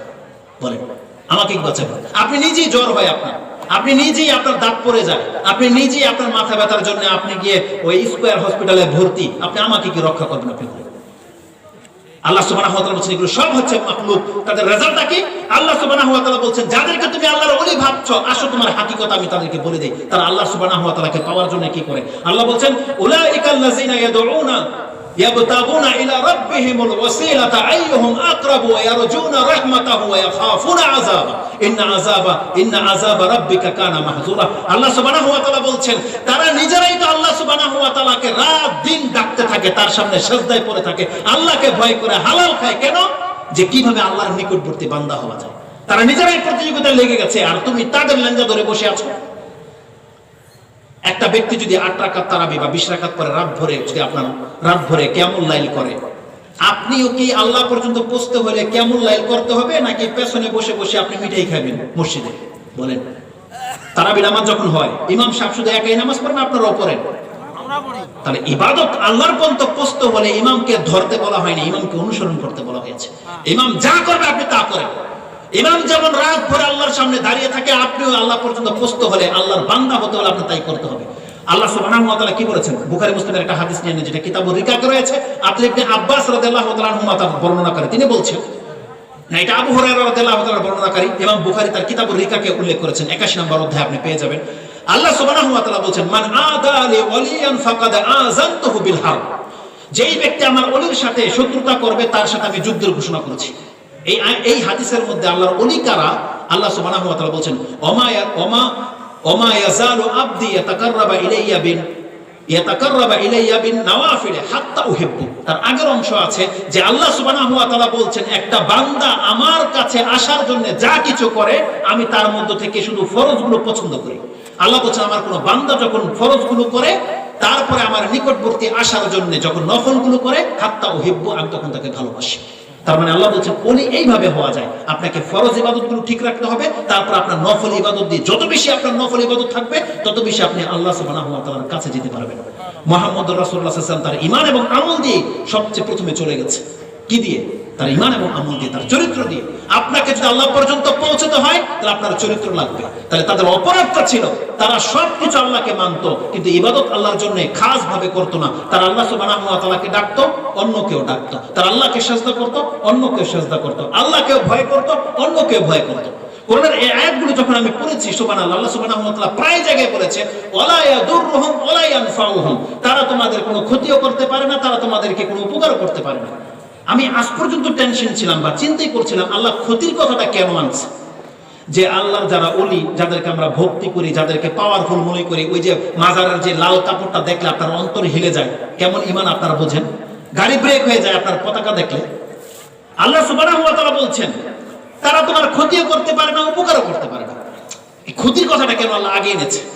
তখন আমি বিচার করে দেখলাম সুবহানাল্লাহ, আজকে মানুষ মাজারের সামনে গাড়ি ব্রেক কেন করে? তার মানে তার ভয়, যদি সে এখন ব্রেক করে 5 টাকা না দেয় গাড়ি উল্টে যেতে পারে। ভয় নয়? সে যদি প্রথম গাছের ফলটা যদি অমুক বাবার কাছে ওই দরবার শরীফে না নিয়ে যায় তার ফলে হয়তো বরকত হবে না। ভয় কিনা? এইভাবে মানুষের ভয়ে কিন্তু মানুষ মানুষের দিকে ঝুঁকিয়ে দেয়। একজন টল ফিগার ব্যক্তি অনেক সুন্দর দাড়ি লম্বা আলখাল্লা জুব্বা নিয়ে যদি আপনার সামনে একটা ভেলকি দেখায় আপনার অবস্থা খারাপ হয়ে যাবে। আপনার ভয় লেগে যাবে যে তার সাথে যদি বেয়াদবি করে আমার কিছু একটা করে ফেলবে। এই জন্য আল্লাহ সুবহানাহু ওয়া তাআলা আপনাকে আগে বলেছে বান্দা কোনো ব্যক্তির ক্ষমতা নাই যে তোর কোনো ক্ষতি করবে আর তোর কোনো উপকার করবে, এক আল্লাহ ছাড়া। কোরআন পড়েন, আপনি হেদায়েত পেয়ে যাবেন। কোরআন আপনাকে রাস্তা দেখানো হয়েছে। একটা পয়েন্ট ছিল তারা বলতো যে এরা আমাদেরকে কি করবে? আল্লাহ সুবহানাহু ওয়া তাআলার নিকটে পৌঁছে দেবে। এটা বলছে কোথায় আছে? সূরা জুমার 39 নম্বর সূরার 3 নম্বর আয়াতে আছে। তাদের আরেকটা কারণ ছিল তারা আল্লাহ সুবহানাহু ওয়া তাআলাকে তার কাছে পেশ করত যে কেন এই সমস্ত ব্যক্তিদের তারা ধন্য ধরত, কেন? আল্লাহ সুবহানাহু ওয়া তাআলা বলছেন যারা আল্লাহকে বাদ দিয়ে যাদের ইবাদত করে তারা বলতো ওয়ায়াকুলুনা শুফাউনা ইনদাল্লাহ, তারা বলতো এরা আমাদেরকে আল্লাহর কাছে গিয়ে সুপারিশ করবে। এই কথাটা আল্লাহ সুবহানাহু ওয়া তাআলা সূরা হুদ, সূরা ইউনূসে বলেছে। আল্লাহ সুবহানাহু ওয়া তাআলা বলেছেন তারা আল্লাহ সুবহানাহু ওয়া তাআলার কাছে শুধু এই জন্য বলতো যে এরা আমাদেরকে আল্লাহ সুবহানাহু ওয়া তাআলার কাছে পৌঁছে দেবে। আরেকটা আয়াত আল্লাহ সুবহানাহু ওয়া তাআলা বলছেন যে এরা আমাদেরকে আল্লাহ সুবহানাহু ওয়া তাআলার কাছে সুপারিশ করবে। এই আয়াতটা আমি আপনাকে দেখিয়ে দিই। আল্লাহ সুবহানাহু ওয়া তাআলা বলছেন যে তারা বলতো তাদের আরেকটি বিষয়, তারা বলতো, আয়াতের নাম্বারটা আমি বলতে চাচ্ছি, ওয়াকালু রাব্বুনা, হ্যাঁ এটা পেয়েছে। তারা তাদের সম্পর্ক হয়ে গেছে ইবাদতের ক্ষেত্রে শিরক করত। এখন দেখেন তারা কি বলতো, এর মাধ্যমে তারা আল্লাহ সুবহানাহু ওয়া তাআলার কাছে পৌঁছতে চাইতো। আমি বলছি সূরা ইউনূসে আছে, সূরা ইউনূস 10 নম্বর সূরার 18 নম্বর আয়াতটা আপনি পড়েন। আল্লাহ বলছেন ওয়ায়াবুদুনা মিন দুনিল্লাহি মা লা ইয়াদুররুহুম ওয়া লা ইয়ানফাউহুম ওয়া ইয়াকুলুনা হাউলাই শুফাআউনা ইনদাল্লাহ। আল্লাহ বলছেন আল্লাহকে ছাড়া যারা ইবাদত করছে এই লোকগুলোকে তারা তোমার ক্ষতিও করতে পারে না, উপকারও করতে পারে না। যখন মুহাম্মদ সাল্লাল্লাহু আলাইহি ওয়াসাল্লাম এইভাবে বলেছে যে তোমরা যাদের কাছে ধন্য ধরো, যাদের কাছে তোমরা ভয় করো, এরা তোমার ক্ষতিও করতে পারে না, উপকারও করতে পারে না, তখন তারা জবাবে বলেছিল মুহাম্মদ আমরা এদের ধন্য এই জন্য দেই কেন? শুফাআউনা ইনদাল্লাহ, এরা আমাদেরকে আল্লাহর কাছে গিয়ে সুপারিশ করবে। আজকে আমাদের অবস্থাটা কি তাই নয়? আমরা বড় ব্যক্তিদের তো এই জন্য শরণাপন্ন হই যে আল্লাহ নাজাতের জন্য সুপারিশ করবে। এটা ছিল তাদের অপরাধ। আমি যে জন্য দেখাতে চাচ্ছি, দেখেন আমাদের অবস্থাটা তাদের মতো ঈমান, কিন্তু আমরা যেমন নিজেদের মতো করে আল্লাহকে ভাবি, তারা যেমন ভেবেছিল, আল্লাহ তাদের এই অপকর্মের কারণে আল্লাহ তাদেরকে মুশরিক বলেছে, কাফের বলেছে। যখন মুশরিক ছিল তারা আল্লাহর সাথে শিরক করত। মুহাম্মদ রাসূলুল্লাহ সাল্লাল্লাহু আলাইহি ওয়াসাল্লামের পক্ষ থেকে যখন বলা হলো এগুলো শিরক, তোমরা বলো লা ইলাহা ইল্লাল্লাহ, নাজাত পেয়ে যাবে, তারা না মানার কারণে আল্লাহ তাদেরকে কাফের বলেছে। যখন কোরআনের মেসেজটা তারা মানেনি, মুহাম্মদ সাল্লাল্লাহু আলাইহি ওয়াসাল্লামের কথাকে মেনে নেয়নি, তখন আল্লাহ তাদেরকে বলেছে ইয়া আইয়ুহাল কাফিরুন। তার আগে তারা মুশরিক ছিল, কোরআন আসার পরে তারা কাফের হয়েছে। ইসলাম আসার পরে ইসলাম যে মেসেজটা তাদেরকে দিয়েছে, দেখো এক আল্লাহর ইবাদত করতে হবে, আল্লাহর কাছে চাইতে হবে, আল্লাহই হচ্ছেন সবকিছুর মূলে, এটা না মানার কারণে আল্লাহ বলছে তারা কাফের হয়েছে। বাজে কথা, কতক্ষণ চলবে? তাহলে আমি বলছি একটা অপরাধ হচ্ছে, দেখেন আপনি আপনার ঈমানটাকে বাঁচান। কোন ব্যক্তি যদি লা ইলাহা ইল্লাল্লাহ বলেন, 1000 বার বলেন, কিন্তু যদি আপনি শিরিক করেন, দেখেন আপনি কিন্তু মুসলমান থেকে আউট হয়ে যাবেন। যদি আপনার শিরিক থাকে, আপনি কিন্তু মুসলমান থেকে আউট হয়ে যাবেন। কেউ আপনাকে বাঁচাতে পারবে না, কেউ বাঁচাতে পারবে না আপনাকে। এক। দ্বিতীয় আরেকটা পয়েন্ট আমি আপনাকে বলি, আমি যদি আপনাকে বলি ফেরাউনের ঈমান ছিল, আপনার কি মনে হয় বাড়াবাড়ি হবে কথা? ফেরাউনের ঈমান ছিল, ফেরাউনের মতো এত বদ, এত স্বৈরাচার আল্লাহ সুবহানাহু ওয়া তাআলা পৃথিবী তার দ্বিতীয়টা সৃষ্টি করেনি, কিন্তু এই ফেরাউনের অন্তরেও ঈমান ছিল। আল্লাহ সুবহানাহু ওয়া তাআলা কোরআনে বলেছেন, আল্লাহ বলেছেন ফেরাউনের অন্তরে ঈমান ছিল, শুধুমাত্র ও ইগনোর করেছে, মুসা আলাইহিস সালামের দাওয়াতটাকে সে গ্রহণ করেনি। যুলমান ওয়া উলুওয়া, সে করেছিল বাড়াবাড়ি করে, সীমা লঙ্ঘন করে। ওয়া জাহাদু বিহা ওয়াস্তাইকানাতহা আনফুসুহুম যুলমান ওয়া উলুওয়া। আল্লাহ বলেন ফেরাউনের অন্তরে ঈমান বর্তমান ছিল, কিন্তু সে অস্বীকার করেছে শুধু অহংকার করে আর জুলুম করে। কিন্তু ওয়াস্তাইকানাতহা, আল্লাহ বলেছে তার অন্তরে পুরোপুরি ইয়াকিন ছিল, ইয়াকিন ছিল। ইস্তাইকানাত, ইয়াকিন শব্দ রয়েছে এখানে, যে তার পুরোপুরি ইয়াকিন ছিল যে মুসা যা বলছে তা সত্য, কিন্তু শুধু জুলুম করে অহংকার করে ওইটাকে মেনে নেয়নি। কিন্তু মানছে গিয়ে কখন? কখন গিয়ে স্বীকার করেছে? যখন মালাকুল মউত ওকে ধরে বসেছে সমুদ্রের নিচে, তখন বলতেছে, কি বলছে? হাত্তা ইজা আদরাকাহুল গারাক, যে আয়াতটা একটু আগে বললাম, এই আয়াতটা সূরা নামলে রয়েছে, 27 নম্বর সূরা 13 এবং 14 তে পাবেন ইনশাআল্লাহ আজিজ। একটা আয়াত মিস্টেক হচ্ছে না, সূরা নামলে আপনি পাবেন যে তার অন্তরে যে ঈমান ছিল এটা প্রকাশ করেছে। কোথায় আছে ওটা? আল্লাহ সুবহানাহু ওয়া তাআলা সূরা ইউনূস 10 নম্বর সূরা 90 এবং 91 নম্বর আয়াতে উল্লেখ করে দিয়েছে। যখন ফেরাউনকে মালাকুল মউত চেপে নিল, তখন সে বলছে, কি বলছে? হাত্তা ইজা আদরাকাহুল গারাকু ক্বালা আমানতু আন্নাহু লা ইলাহা ইল্লাল্লাযী আমানাত বিহি বানু ইসরাঈলা ওয়া আনা মিনাল মুসলিমিন। সুবহানাল্লাহ, তার ডেফিনিশনটা কত চমৎকার ছিল, কত ক্লিয়ারলি সে বলেছে যে আমি সেই সত্তার প্রতি ঈমান নিয়ে আসছি, যেই সত্তার প্রতি ঈমান নিয়ে আসছে বনি ইসরাঈল, এবং এমন সত্তা তিনি যার কোনো দ্বিতীয় কোনো ইলাহা নাই। আমি সেই আল্লাহর প্রতি ঈমান নিয়ে আসলাম, এবং আমি ওয়া আনা মিনাল মুসলিমিন, আমিও একজন মুসলমান। ফেরাউন এটা বলেছিল মরার আগে, কিন্তু আল্লাহ সুবহানাহু ওয়া তাআলা তার ঈমানকে কবুল করেনি। কেন করেনি? আল্লাহ সুবহানাহু ওয়া তাআলা তার জবাবে বলছে, আল আন ওয়াকাদ আসাইতা কাবু ওয়া কুনতা মিনাল মুফসিদিন। এখন তুই স্বীকার করছিস মালাকুল মউত ধরে নেওয়ার পরে, অথচ একটু আগে তুই তো বিরুদ্ধাচরণকারী ছিলি। আল আন ওয়াকাদ আসাইতা কাবু, একটু আগেই তো তুমি বিরুদ্ধাচরণ করেছিলে। তার মানে জেনে নেন, আল্লাহ সুবহানাহু ওয়া তাআলার সুন্নাহ হচ্ছে, আপনি পাপ করে যাচ্ছেন, পাপ করে যাচ্ছেন, আপনাকে আল্লাহ বলে দিয়েছে বান্দা তওবা করো, আপনি কিন্তু তওবা করছেন না। আপনি তওবা করছেন না, আপনি ভাবছেন মরার আগে তওবা করে নেব। যেদিন হঠাৎ করে মালাকুল মউত আপনার কাছে চলে আসবে, আর আপনি বলবেন রব্বির জীবন, আল্লাহ আমাকে ছেড়ে দাও, আমাকে ফিরিয়ে দাও। রব্বি আখারতানি ইলা আজালিন কারিব, আল্লাহ আমাকে একটু সময় আর বাকি দাও। লা আসাদদাকা ওয়া আকুম মিনাস সালিহিন, আল্লাহ আমি আমার সাদকা করে আসি আর আমি সৎকর্ম করে আসি, আল্লাহ একটু সময় দাও। আল্লাহ বলেন ওয়ালা ইউআখিরুল্লাহু নাফসান ইযা জাআ আজালুহা, কোন ব্যক্তিকে সামান্যতম সময় দেওয়া হবে না যদি মালাকুল মউত তার সামনে উপস্থিত হয়ে যায়। যেই চরিত্রটা ফেরাউনের ঘটেছিল, যে মালাকুল মউত দেখার পরে সে তওবা করেছে, আল্লাহ বলেন এখন আর তোর তওবা কবুল হবে না। আল আন ওয়াকাদ আসাইতা কাব, একটু আগে তুই বিরুদ্ধাচরণ করেছিস। ফেরাউন এত তকদির খারাপ ছিল, ও যদি বনি ইসরাইলের ওই ব্যক্তিটার মতো হতো, যেই ব্যক্তি 100টা মানুষকে হত্যা করেছিল। দেখেন সেই ব্যক্তি আর ফেরাউনের ঈমানের মধ্যে পার্থক্য কি ছিল? ওই ব্যক্তি পাপ করেই চলেছে, 100টা মানুষকে হত্যা করেছে, কিন্তু তার অন্তরটা হঠাৎ করে নরম হয়ে গেছে। সে বুঝলো যে আমাকে তওবা করতে হবে। তিনি কি আলেমকে জিজ্ঞেস করছে যে হাল মিন তাওবাতি, এর কি কোনো তওবা আছে? তার একটা সঙ্গী নিয়ে গেছিল যে এর কোনো তওবা আছে? সে 100টা। ইন্নাহু কাতালা মিয়াতা নাফসান, সে 100টা মানুষকে হত্যা করেছে। ফাহাল্লাহু মিন তাওবাতিন, এর কি তওবা আছে? একজন আলেম বলেছিল নাম। ওমা ইয়াহুলু বাইনাহু ওয়া বাইনা তাওবাতি, কে আছে তোমার আর তোমার তওবার মাঝে দেয়াল হয়ে দাঁড়াতে পারে? তুমি 100টা খুন করেছো, তোমাকে আল্লাহ তোমাকে মাফ করে দিবে। সেই ব্যক্তি তওবা করে নিয়েছিল, বলছে আমাকে কি করতে হবে? বলছে এই এলাকা ছেড়ে দাও, এটা যদি পাপের এলাকা, ওই এলাকায় চলে যাও, ওখানে আল্লাহর সৎ লোকেরা থাকে, তাদের সাথে গেলে তুমি পাপ থেকে বাঁচতে পারবে। সে ওই এলাকায় পর্যন্ত যেতেও পারেনি, সে শুধু এখান থেকে কদম বাড়িয়েছে, মালাকুল মউত উপস্থিত হয়ে গেছে। সে জানতো না যে এখন তুমি মরে যাবে, কিন্তু আল্লাহর দয়া দেখেন, সে যেহেতু জানতো না, মরার আগে সে তওবা করে নিয়েছে, আল্লাহ তার 100টা হত্যাকে মাফ করে দিয়েছে। এটা হচ্ছে আল্লাহর সুন্নাহ। এটা বোঝার জন্য আপনি ইমাম তিরমিজিতে একটা হাদিস কোট করেছেন, যেটা 45 নম্বর অধ্যায় দোয়ার অধ্যায়ে পাবেন, এবং ইবনে মাজাতে পাবেন আপনি। হাদিসটা হচ্ছে 3537 নম্বর, আপনি 45 নম্বর অধ্যায় তিরমিজিতে পাবেন। তাতে রাসূলুল্লাহ সাল্লাল্লাহু আলাইহি ওয়াসাল্লাম থেকে একটা হাদিস কোট করা হয়, ক্বালা রাসূলুল্লাহ সাল্লাল্লাহু আলাইহি ওয়াসাল্লাম ইন্নাল্লাহা ইয়াকবালু তাওবাতাল আবদ মা লাম ইউগারগির। আল্লাহ সুবহানাহু ওয়া তাআলা প্রত্যেকটা ব্যক্তির তওবা গ্রহণ করার জন্য প্রস্তুত রয়েছে, যতক্ষণ পর্যন্ত তার কাছে মালাকুল মউত উপস্থিত না হয়ে যাচ্ছে। যতক্ষণ পর্যন্ত মালাকুল মউত তার গর্দানটাকে টিপে না ধরবে, তার আত্মাটাকে ধরে না নেবে, এর আগ মুহূর্ত পর্যন্ত প্রত্যেকটা ব্যক্তির তওবার রাস্তা খোলা আছে। যখন সে মালাকুল মউত দেখে নেবে, তখন কিন্তু কোনো ব্যক্তিকে আল্লাহ ছাড়া দেবে না। সর্বশেষ আয়াত বলে আমি আমার বক্তব্য শেষ করে দিতে চাচ্ছি, সেটা হচ্ছে এই যে আয়াতটা আমি প্রথমে পড়েছিলাম। আল্লাহ সুবহানাহু ওয়া তাআলা আমাদেরকে সূরা আনআম 6 নম্বর সূরার 158 নম্বর আয়াতে বলছেন, হাল ইয়ানজুরুনা ইল্লা আন তা'তিয়াহুমুল মালাইকা।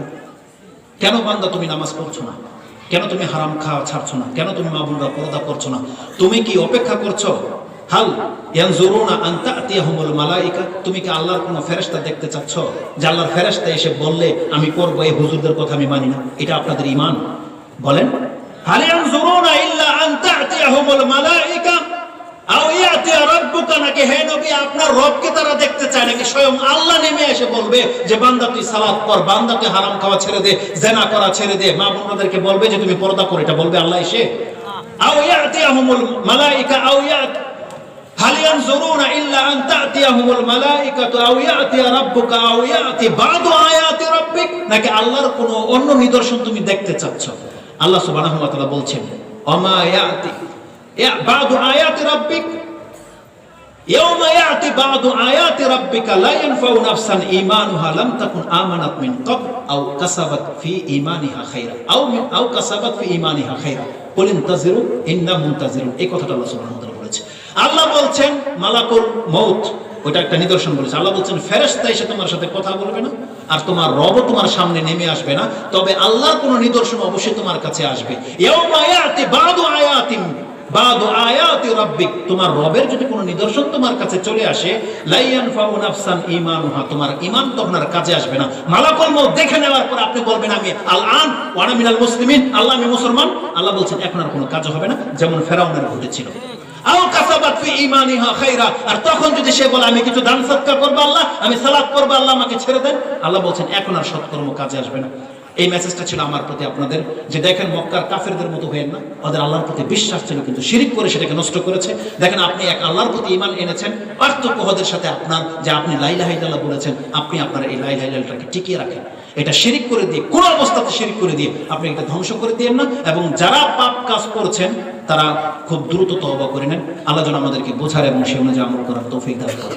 যে কথাগুলো আমি বলেছি আল্লাহ যেন আমাকে আমল করার তৌফিক দান করে, এবং আমাদের মা বোনদেরকেও যেন এই কথাগুলোকে ফলো করার তৌফিক দান করে, এবং আমাদের জীবনের যতগুলো গুনাহ রয়েছে আল্লাহ সুবহানাহু ওয়া তাআলা যেন তার ওয়াদা অনুযায়ী ক্ষমা করে দেয়, এবং এই মাহফিলকে যেন আল্লাহ সুবহানাহু ওয়া তাআলা কবুল করে নেয়, এবং আল্লাহ সুবহানাহু ওয়া তাআলা আমাদেরকে এবং আমাদের সন্তানদেরকে যেন মুসলিম হয়েই আল্লাহর সাথে সাক্ষাৎ করার তৌফিক দান করে, আমাদেরকে যেন আল্লাহ সুবহানাহু ওয়া তাআলা শিরক থেকে মুক্ত করে দেয়।